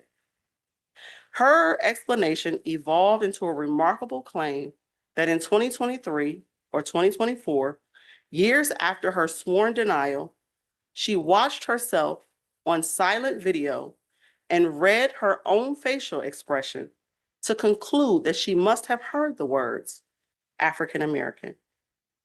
This commission must ask, is it credible that a judge emphatically denied under oath that her judicial colleague made a racial allegation that her colleague clearly made? Is it credible that she did so while falsely injecting race into the encounter herself? Is it credible that she maintained her denial in pleadings and only years later, and when it became clear that the evidence disproved her other claims, that she discovered the truth by studying her own facial expression on mute video? Or is it more plausible that the initial sworn denial was false? Judge Nance admitted that at no point between September 10th, 2021 and late 2023, 2024, did she go back and review her responses to determine if there was anything that needed to be modified, even though she was aware that she was under investigation for or charged with making deliberately false statements about these events, as noted in count 2 of the complaint. Yet she supposedly did this for the first time while preparing for the public hearing in this matter. Judge Nance could have corrected her statements at any time. She could have admitted what she newly recalled at any time. Judge Nance could have told the truth at any time. She did not do that. She did not do that because she was creating the narrative as time progressed and as the evidence closed in around her. Perhaps the clearest evidence of her dishonest account concerns Officer Hardy. In her sworn statement, Judge Nance repeatedly volunteered that Officer Hardy refused to speak with them and would only talk to Mr. Green. She was very upset during her sworn statement that Hardy had refused to speak with them. Judge Nance was charged with lying repeatedly about whether or not Judge Nance and Judge Bruce spoke with Officer Hardy. That was not a minor part of her story. Disciplinary counsel cited on pages 21 and 22 of their objections the 10 or so times that Judge Nance emphasized this false claim. Officer Hardy refused to speak to them was central to her narrative. It supported her claim that they were dismissed, that they were treated unfairly and discriminated against, that they were the victims of the interaction on Mackinac Island and not Mr. Green. Judge Brew could not have told Officer Hardy that Mr. Green assaulted her if he didn't speak to them. Judge Brew could not have told Officer Hardy that she was a judge if he didn't speak with them. But the video shows Officer Hardy speaking with Judge Nance and Judge Brew for more than 10 minutes immediately upon his arrival. He stood directly in front of them. They did the majority of the talking. Mr. Green participated occasionally and briefly. And after reviewing the video inside the shop, Officer Hardy again spoke with the judges for more than 10 minutes, explaining what he saw. Yet, Judge Nance denied that he spoke with them. That was not ambiguity. That was not weak memory. That was an entirely false narrative. When confronted with the video evidence that disproved her false narrative, Judge Nance's narrative softened. It then became, he did not fairly listen. Her initial statements were not meant to be literal, but rather colloquialisms. She was really just trying to say that Officer Hardy was dismissive. But that is not what she said under oath. She said that he refused to speak with them. The neutral excused all Judge Nance's false statements, claiming that Officer Hardy did not speak with the women. The sole basis for the neutral to accept Judge Nance's false description of the encounter is that Mr. Green was in the vicinity when Officer Hardy spoke with Judge Brew and Judge Nance. And only Mr. Green was present when Officer Hardy reviewed the video of the supposed assault. But there's no plausible way that Green's sporadic presence could have honestly caused Judge Nance to think that Officer Hardy had not spent a considerable amount of time with both she and Judge Brew. The objective record proves that Officer Hardy spoke with the women at length, and Judge Nance knew that he did, and yet she chose to lie about that to the commission. Another significant shift concerns the allegation that she and Judge Brew were told to wait by the curb. During earlier stages of this case, Judge Nance portrayed the alleged command as humiliating and racially charged. It was offered as further evidence of the supposed disrespect she and Judge Brew received from the bike shop and the police on Mackinac Island. During her July 2020 statement, Judge Nance mentioned the command and went on to discuss for approximately 3 pages the way that such a command made her feel.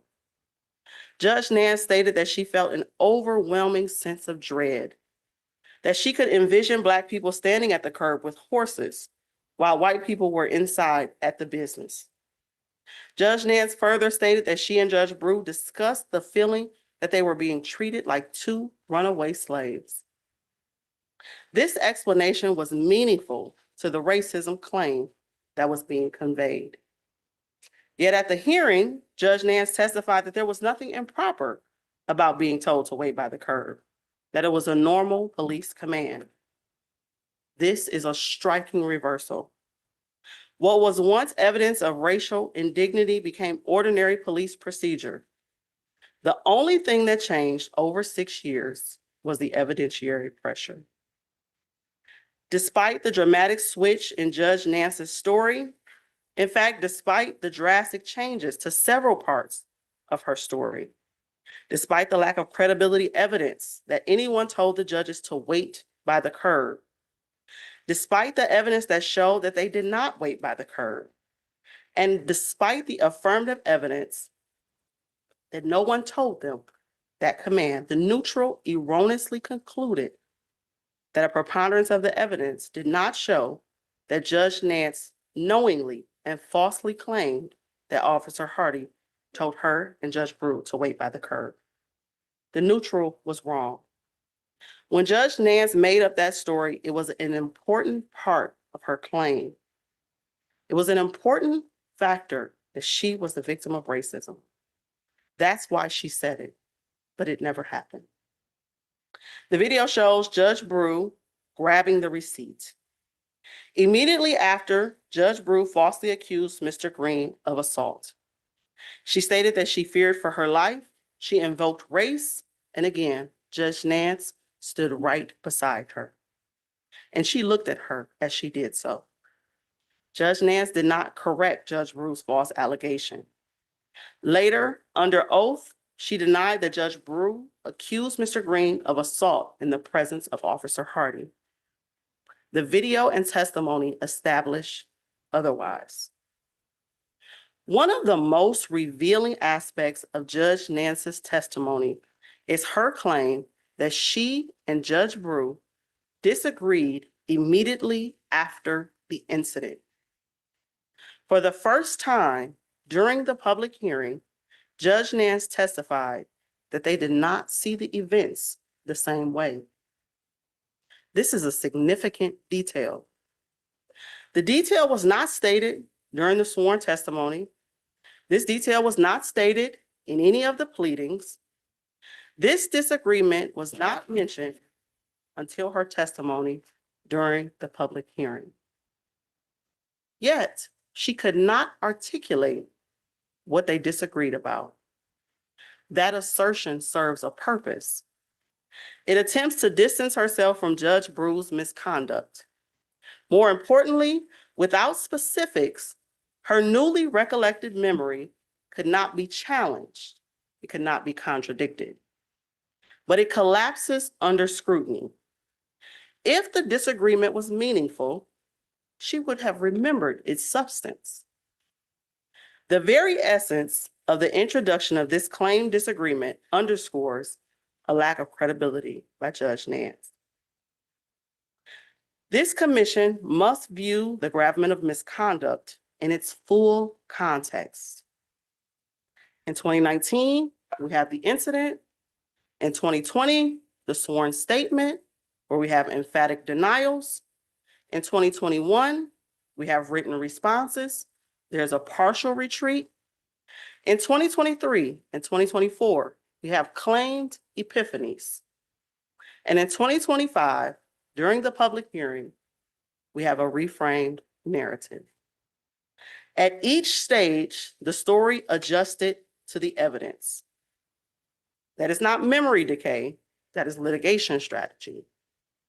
A judge cannot treat sworn testimony as provisional. The commission must determine whether the misconduct has been established by the preponderance of the evidence. When Judge Nance's emphatic and dramatic volunteered sworn testimony is contradicted by video and nearly all other evidence. When denials shift after exposure, inflammatory race allegations are made and then diluted, and officer conduct is mischaracterized. Once the narratives continuously change, that burden has been met. Under Brown, the commission considers the nature and seriousness of the misconduct. Dishonesty under oath by a judge is among the most serious forms of misconduct. The commission has to consider whether there was a pattern of behavior, or whether this was an isolated incident. This was not a single slip.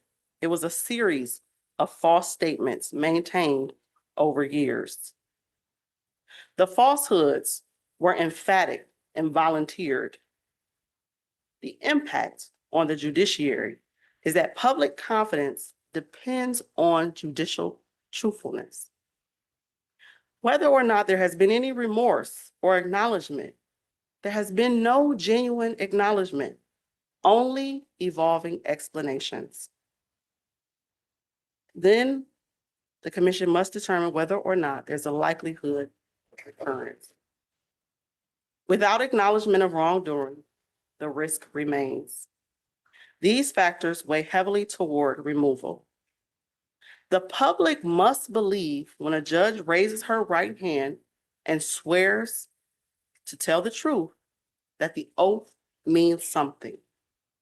If a judge can deny what is plain as day on video, tell the same false stories as another judge, maintain those denials for years, modify them only when forced, and implausibly characterize that evolution as refreshed recollection, then the oath loses its meaning.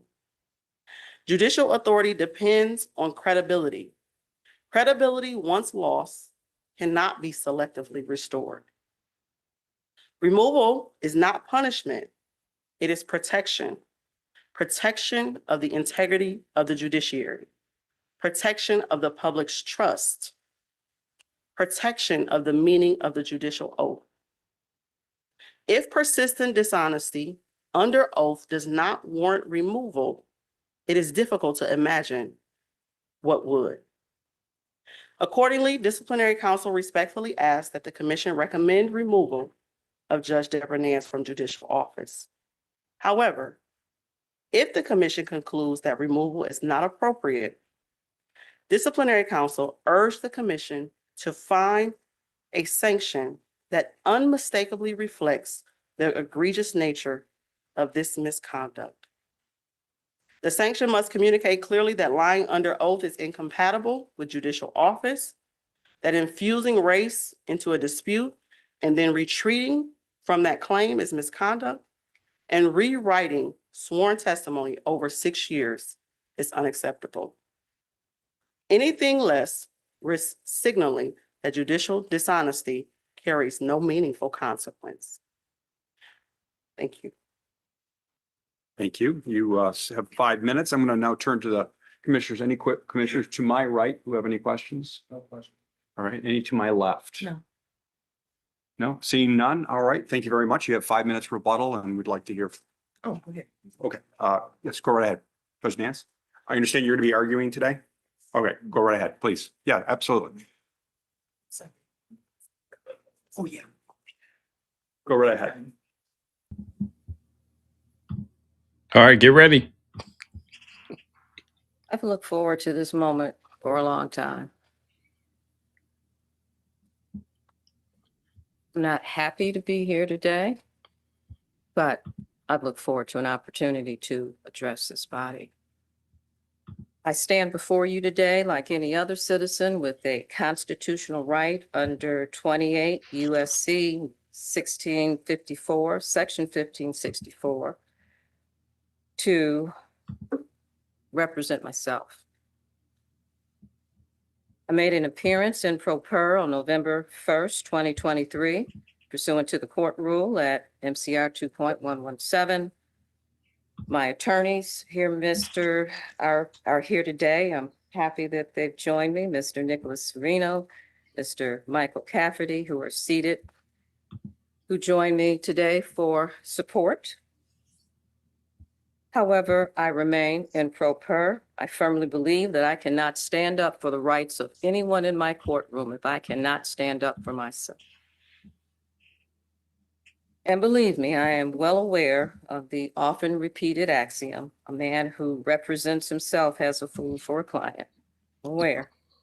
I recognize that standing here before you today may be considered by some to be foolish, even risky, but I want you to hear directly from me. I have presided in the 46th District Court for 13 years. I'm in the third term on the bench. I reside over 5 suburban cities in Oakland County, Southfield, Lathrop Village, Beverly Hills, Bingham Farms, and Franklin. I hear civil cases, I hear criminal cases, landlord-tenant matters, I hear small claims appeals. I'm a member of the National Bar Association, the Judicial Council, a former member of the Executive Committee.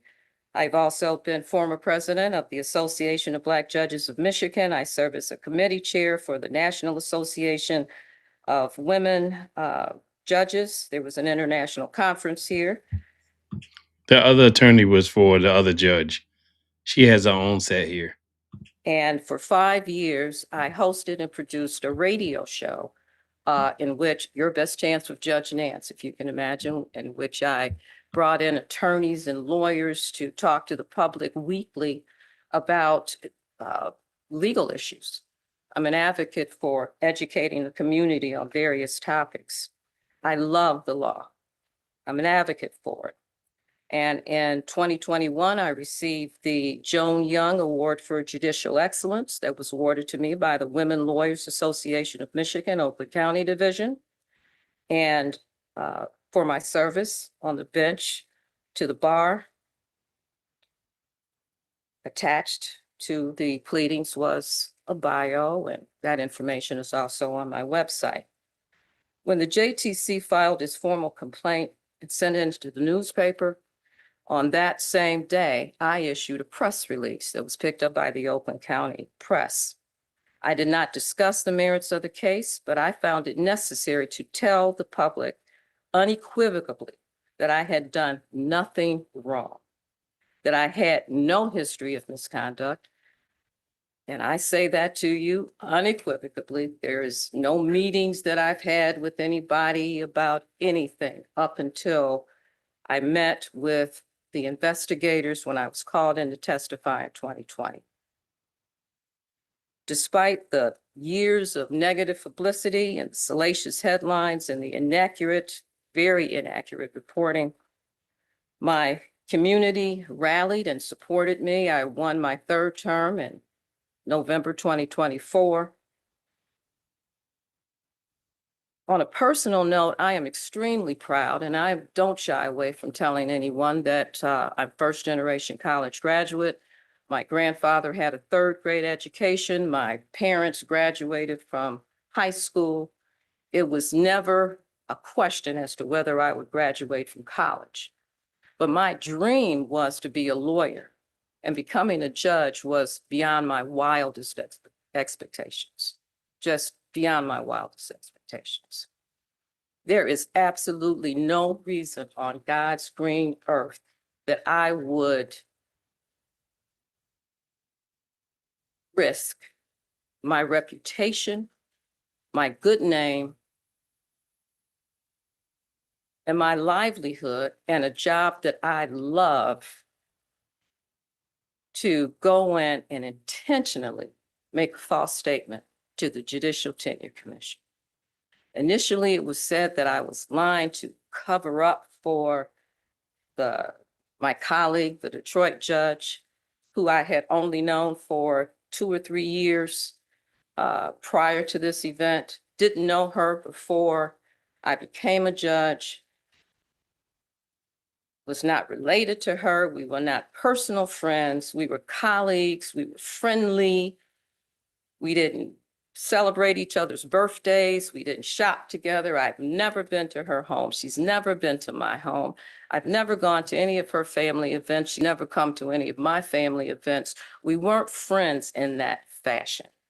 And those of you here today, you know exactly what I'm referring to. There are people you know from work that you are not personal acquaintances with in that fashion. Why would you put your name and your livelihood on the line or risk saying something untrue just to cover for that person?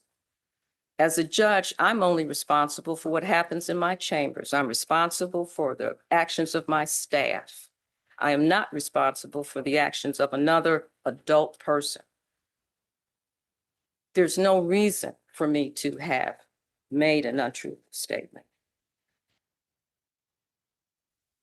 Now, because I've done nothing wrong, I'm not willing, as some judges who've been accused of misconduct have been, I'm not willing to hide my face or not attend events or not show my face in the community. I keep my head up high. I've done nothing wrong. I'm not willing to quietly resign my position and just go away due to the embarrassment and the humiliation of these false accusations, like some have done.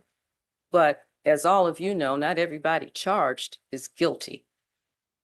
Please, we have to remember that in this country. But so often people do go away, just quietly quit and resign due to the weight of the allegations. I have not, however, been willing to yield or break under that weight or the pressure that I feel for the last 6 years, like David versus Goliath, because this agency has the absolute power. I've asserted my rights because I have done nothing wrong. Now, Ms. Hord's statements today were very difficult to listen to, as you can well imagine. Ms. Hord speaks today on behalf of Disciplinary Counsel, and she speaks in place of the Executive Director. It's my understanding that typically the role of the Executive Director, it would be that person's role here today to represent Disciplinary Counsel in these proceedings. This case is unusual because the Executive Director just happens to be my grievant. He is the person, former Executive Director, I should say, who personally brought the charges against me to the commission, not anyone on Mackinac Island. Mr. Green wanted to file a complaint, filed a complaint against the Detroit judge. He could have filed a complaint against me. He did not. I have not been the victim of a complaint by anyone on Mackinac Island, any litigant in my court, any attorney in my court, any member of my community or any other community until this situation. On January 30th, I understand, 2026, the Executive Director made his untimely departure from employment by the JTC. So it is Ms. Hord's role to stand here before you today. And it's interesting because of the 4 attorneys that have been on my case for the last 4 or 5 years, Ms. Hord is the last man standing. Of those 4 attorneys, 3 of them are no longer serving at the pleasure of the commission for whatever those reasons might be, but I'm still here. But one of the most interesting things about Ms. Hord's presentation today is that I don't personally think that she believes any of the things that she said to you. Could be wrong. Now, I recognize that Ms. Hord must put food on her table like everyone else. And I do want to acknowledge that Ms. Hord has been gracious and professional towards me at every juncture. In fact, she's treated me with the level of courtesy and respect that, in my opinion, depicts that she's simply just doing the job that she was hired to do. In fact, Ms. Hord was not a member of this agency when this investigation launched. She was not, had not yet been hired by this agency. When I was in that room in July of 2020 testified. She has no firsthand knowledge of the facts for which she speaks. There's a lot of information that's been shared with you this morning that's totally incorrect. If you were to read my sworn statement, which I hope all of you have done, I absolutely acknowledged in July of 2020 that there were reverse allegations of assault.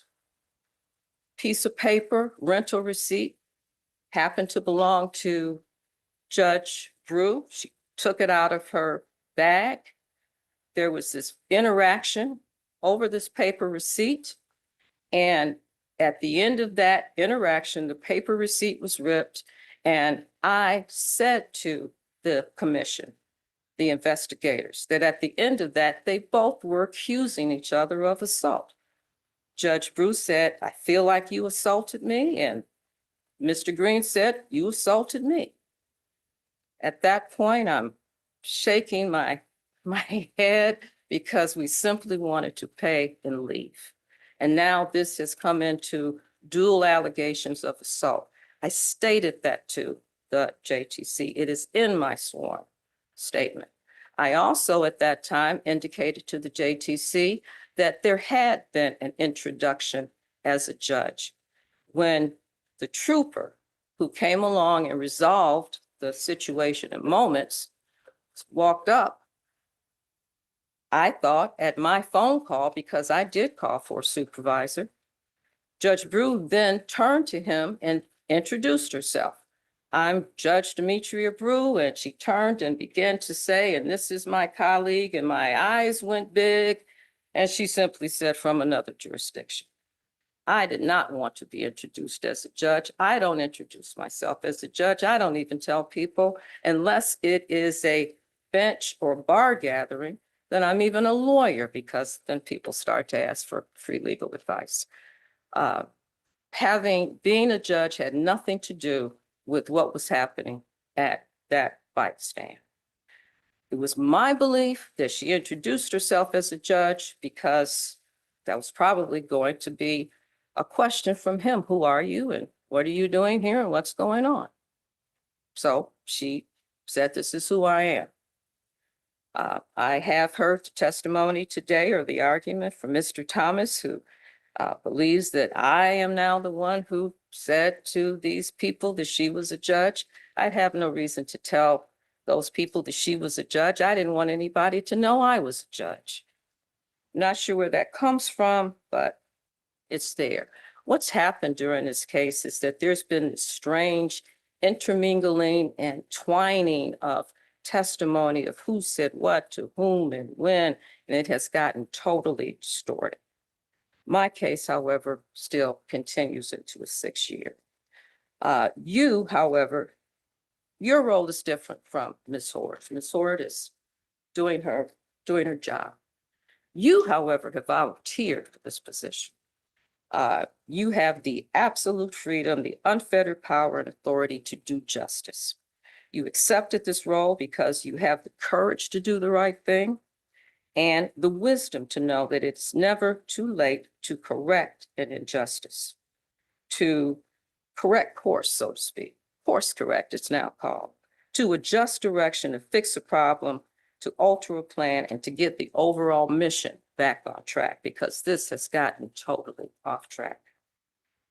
When I was a student at Wayne State University Law School, I remember attending a packed auditorium, crowded. There was going to be this prosecutor who was going to speak, and everyone was going to this presentation. And the person who spoke about the important role of a prosecutor and what a prosecutor, that role, how it was played out in courtroom. And many of my fellow law students all wanted to be defense attorneys because we all wanted to seek justice. But when this prosecutor spoke about the opportunity for a prosecutor to have the ability to do justice on behalf of the people, I was so impressed with that role. I was impressed with that. So after the presentation, I fought my way up to the front of the auditorium and nearly begged to be interviewed for a position, an interview with this prosecutor. And the person that has spoken to me this morning tapped me on the shoulder to let me know she was here was Nancy Deal, retired chief of trials in Wayne County Prosecutor's Office. She was a presenter that day, and she may not even recall how our paths crossed, but I was honored to do an internship and under her and practice as a student. I was so proud when I got an opportunity each and every time to stand and introduce myself and ask to practice under the court rule at MCR 8.120 and had the ability to do the right thing on behalf of the people. But when this, and I actually heard motions and did trials, conducted trials, PPO violators.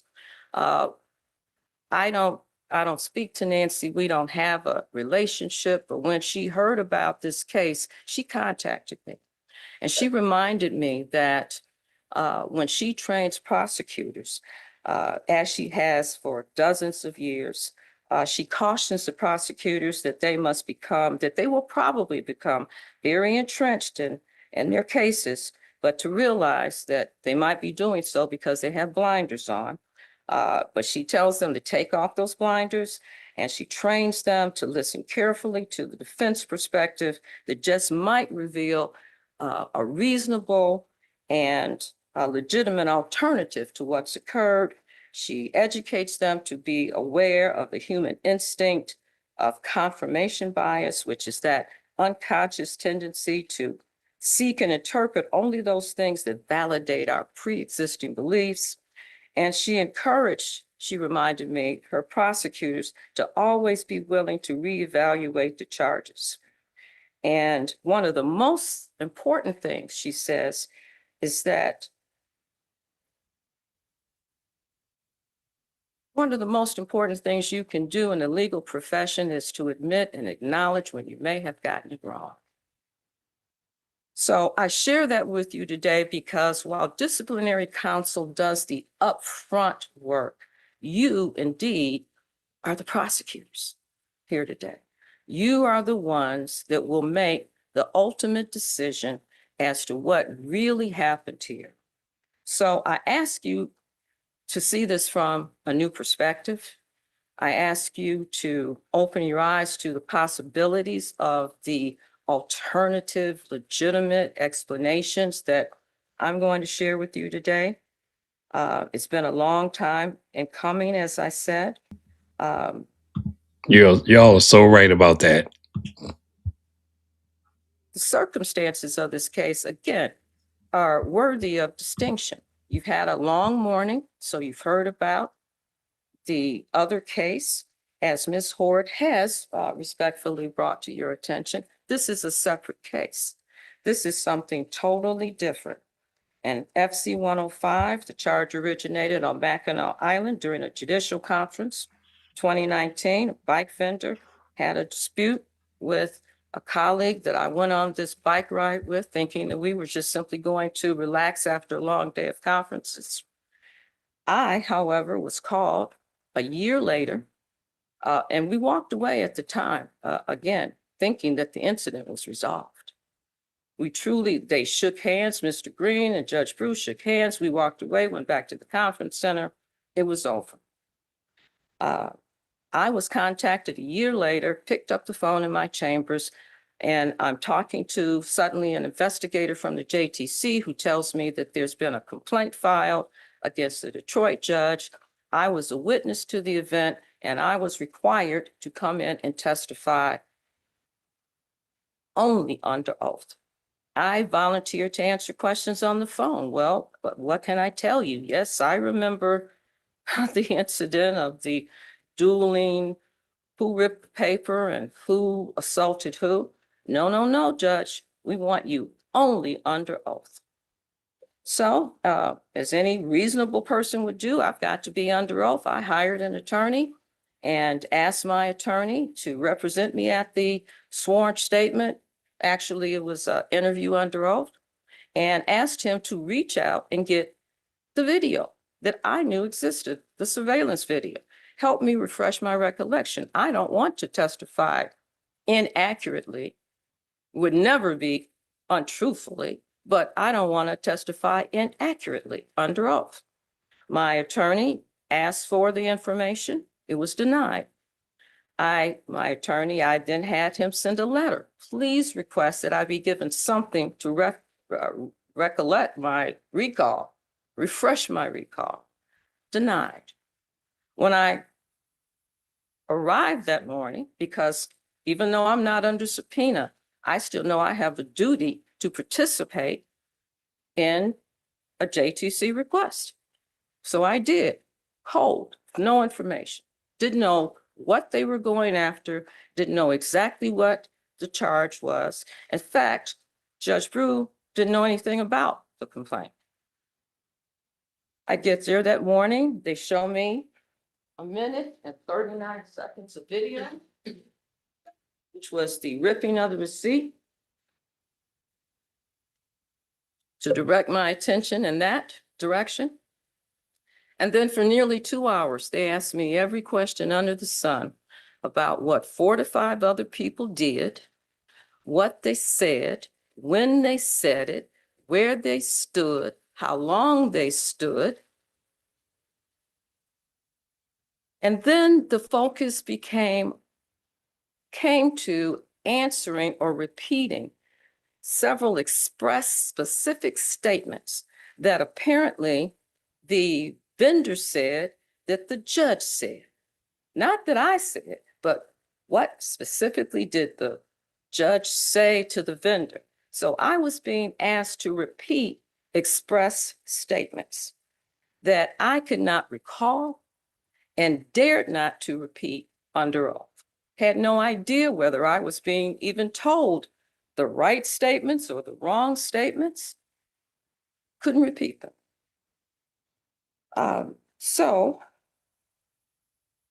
my case, and I'll give you the specific allegations very quickly because they're very short. I am accused of having lied about whether Judge Bruce said to Mr. Green, I am in fear for my life. Whether Judge Bruce said to Mr. Green, I am in fear for my safety. Whether Judge Bruce said to Mr. Green, African-American female judge. Out of all of the information that I did give them, I could not attest to these expressed words. And I knew better than to raise my hand and say, yes, I remember that. Yes, that's what she said, because I didn't recall or know if that's what she said at all. The other 2 issues that I've been accused of is that Officer Hardy, based upon the video, spent exactly 10 minutes in our presence. 10 minutes from the year before. Officer Hardy, when he approached us, in my opinion, appeared to be a bit dismissive. He did not appear to really take in or engage with Judge Brew as she was explaining to him what happened. As a result, I went back and spoke to Mr. Green. I thought that maybe he was the person to really resolve this with. I later figured out at the trial, when I watched Officer Hardy testify, that perhaps Officer Hardy, who testified with a very flat pan expression, he did not focus. He appears to be looking a little bit above the speaker. I don't think that what I perceived as dismissiveness was actually Officer Hardy being dismissive, but that was my perception of him when I testified a year later. The person that I accurately recall was the trooper, because when he came in, he spoke to Judge Brew, he listened to her, and he had it figured out within minutes that this is a simple customer dispute. He's the individual that I recalled. I used the words that Hardy blew us off. Blowing someone off, that colloquialism does not mean that they didn't stand in your presence for 10 minutes. It means that I felt by Officer Hardy that I was not seen, that I was not heard. And the few statements that I made to him, he didn't really appear to be engaging with me. So I used the expression, he blew us off. However, the commission has indicated that that constitutes, in their opinion, a lie. The lie. All right, Trish, I know what you're doing. 16 months of membership. Thank you for hanging around so long. It's been a minute. Really appreciate you being here. All right, now let's go back to the program. It's almost done too. Last allegation is whether we were told to stand and wait at the curb. We were indeed told by Officer Hardy when we were asked to leave the bike environment because they went in to watch the video. We went behind them to watch the video. And what are we watching the video about? Whether there had been an assault by Judge Brew towards Green, or whether there had been an assault by Green towards Brew. Yes, I acknowledged to them that there were these dual reports of assault. I was specifically asked, if you can check my sworn statement, whether I saw any assault. And I said to them, I didn't see anybody assault anybody. I didn't see an assault on behalf of Brew. I didn't see an assault by Green. But Judge Brew said that during this paper exchange, you scratch my finger. I feel assaulted. Grown woman says she feels assaulted. I tell the JTC that a grown woman says she felt assaulted. If I witness a crime as a judge, I have a duty to report. I didn't see a crime by anyone. That was my personal opinion, my perspective, and I shared that freely and openly with the JTC. But what's more important here today, it's not the information that Ms. Horde is trying to tell you, because the facts are totally confused. I think what is important for you to know is what they don't want you to know. They do not want you to know, for example, and I will repeat once again, the special master said the bottom line here is that Judge Nance was put in a position to remember details of an event she wished and thought were over. She did not intentionally falsify testimony. Now, what I want you to know is that there's no law to support the charge against me. Disciplinary counsel had no witnesses at my trial because they have no witnesses. They have no witnesses as to direct intent. They have no circumstantial witnesses against me. The only person who could have been a witness at my trial was the executive director, because it was his opinion in July 2020 that brought about the charge that what my statements were constituted a lie. Well, I put him on my witness list. I wanted to have him testify to that. What did I do? How did I act? What was my behavior while testifying under oath in July that led him to the conclusion that I lied under oath? Well, he refused to testify. He hid behind the shield of the JTC, and he says the commission authorized it. I have nothing that I could offer. I just want you to know you've got about just a couple more minutes. Thank you. I'll get there very quickly. So there was no witness. So what simply occurred in my trial was that disciplinary counsel marched in the exact same witnesses in my case that they marched in the case before. None of those people were in that cramped room in Grosse Pointe when I testified. None of those people could testify as to what my frame of mind was or any intent to lie a year later in July. And so there were no witnesses. But also, more importantly, what they don't want you to know, and I'll just say again, inferring intent, and I've got it, the legal authority right here. Ordinarily, there is no way that a defendant's state of mind can be proven directly, because no one can read another person's mind and tell what that person was thinking.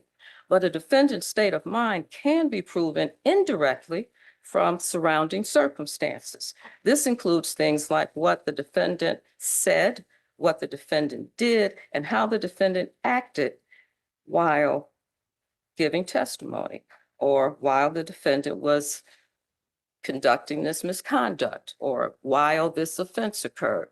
The only person, again, who could have informed anyone of that is my grievant.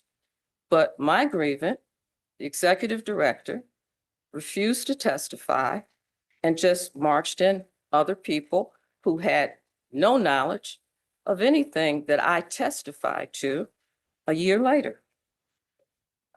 There's all kinds of information on memory. Human memory is not like a video recording that a witness can simply replay to remember precisely what happened. People see and hear things differently, and a witness may testify honestly, this, and you all know this as the jury instruction, but simply be mistaken about what they thought they saw or remembered. So why was this happening? And there was never an explanation for it. I did not know why I was being picked up and brought into this case and made virtually a co-defendant or a co-respondent. There were numerous efforts to try to combine both cases. And I started to ask myself, why? Why was it so important to make me a co-defendant? Why couldn't I simply have been another witness, like the witnesses on Mackinac Island, to the actual complaint that the bike vendor filed against Judge Brew? Let the trier of fact determine whose credibility or whose testimony the trier of fact wanted to decide. But the more I read as to in the pleadings, the more it became clear to me. There is actually a pleading in which, in my case, it was a response to the supplemental motion to dismiss, where disciplinary counsel says Judge Nance claims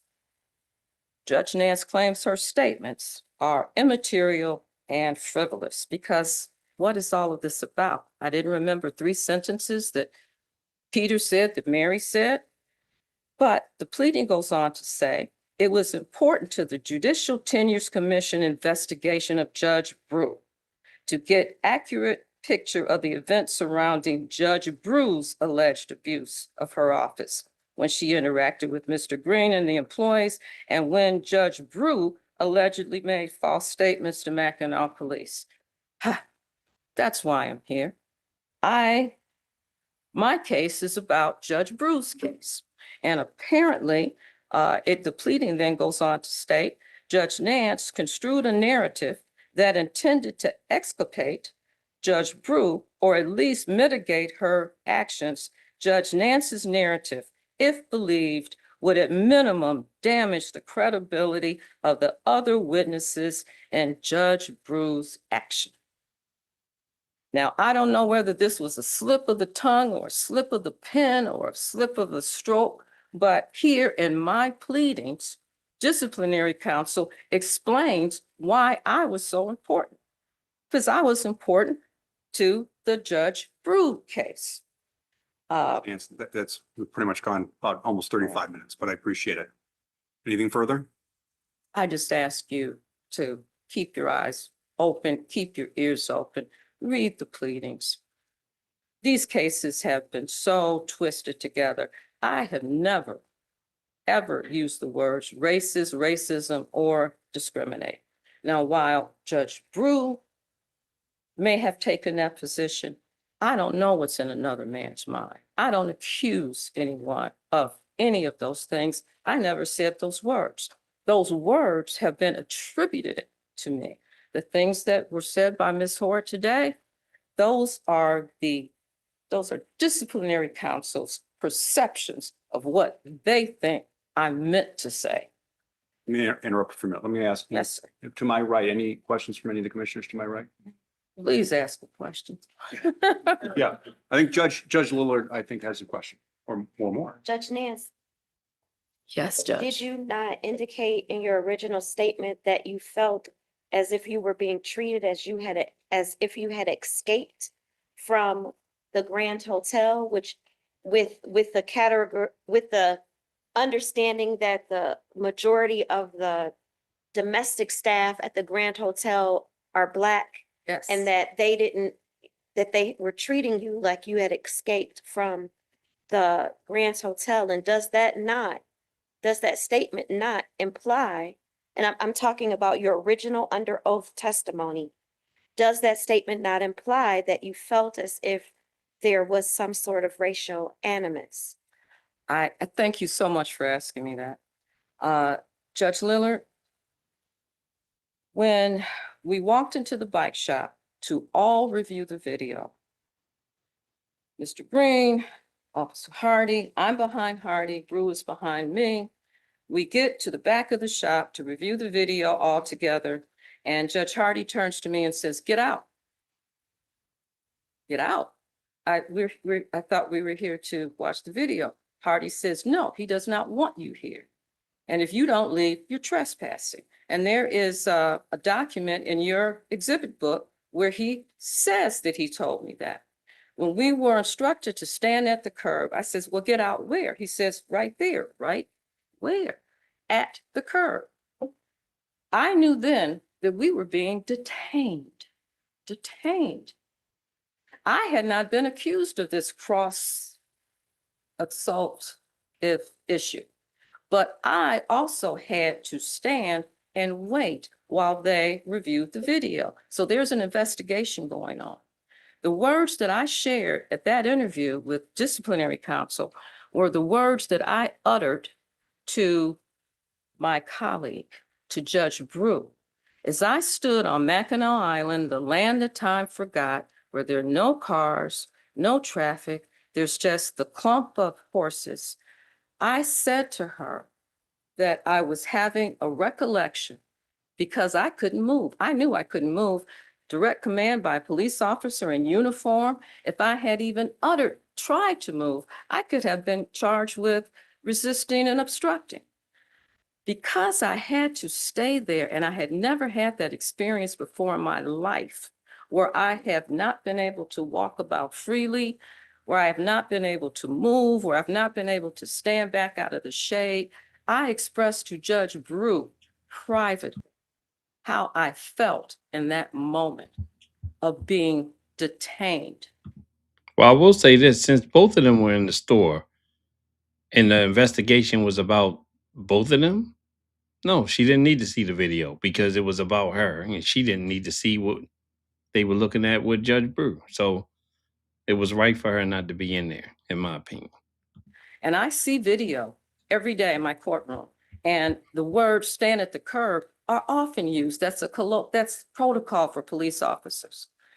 But I also know that the next step after their investigation is that you're either going to be told, "Okay, we've looked into it, we've resolved it, you're free to leave," or you're coming with me. I have never been that close in my life to being arrested, and I had never been detained. And so I'm giving her my present sense impressions of not watching cars and vehicles, but watching horses go down the street, a dusty road, there's horse dung, I can't move, I'm in the hot sun, and I get this present sense recollection of what it must have been like for my ancestors 200 years ago while waiting with the horses. There were horses in front of me. What it must have been like not to be able to move.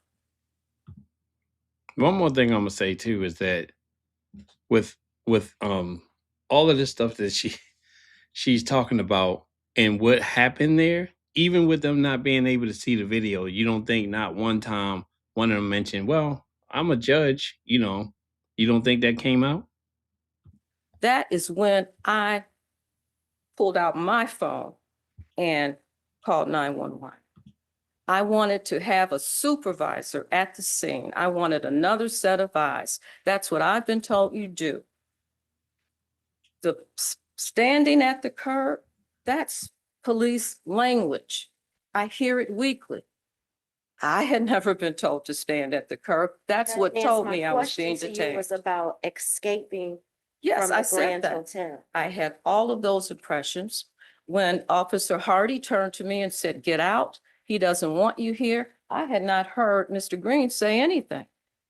So my first impression was, when did he say he didn't want us here? I got the distinct impression that there had been other situations where Mr. Green perhaps did not want people inside, and somehow Hardy knew this and said it. I knew that the majority of the people might have, I didn't see a lot of traffic of people who looked like me on the island that particular time. And I knew that there were a lot of people who worked in the Grand Hotel who were from Jamaica or some of the islands who came over for the summer to work. Maybe on their off days, there might have been some problems or some confusion. And I didn't know why I was being told to get out. Why get out, even in those words? Not, "Ladies, do you mind stepping outside? Mr. Green doesn't want any customers inside." It was, "Get out. He doesn't want." Any other further, nothing? Any follow-up at all on that? All right, thank you very much, Judge. I'm And we're just- going to turn it over to the other side for 5 minutes of rebuttal, but Thank you, Judge. I'm just But- simply asking you to course correct here today. There's been a miscarriage of justice, in my opinion, in my case. Thank you. thank you. Sword, you have 5 minutes. All right, thank you very much. That concludes the hearing. Thank you all for being here. That concludes the hearing. Thank you. All right. Now, if they told them to get out like that, maybe there was some arguing going on in there, or there might have been a little bit of confusion, but just to tell them to get out if they were acting as nice as they say they were, that's kind of strange.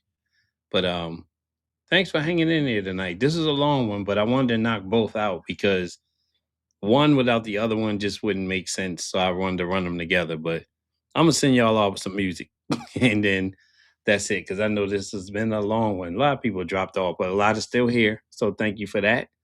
And yeah, let's go ahead and knock this out, and we'll be out of here.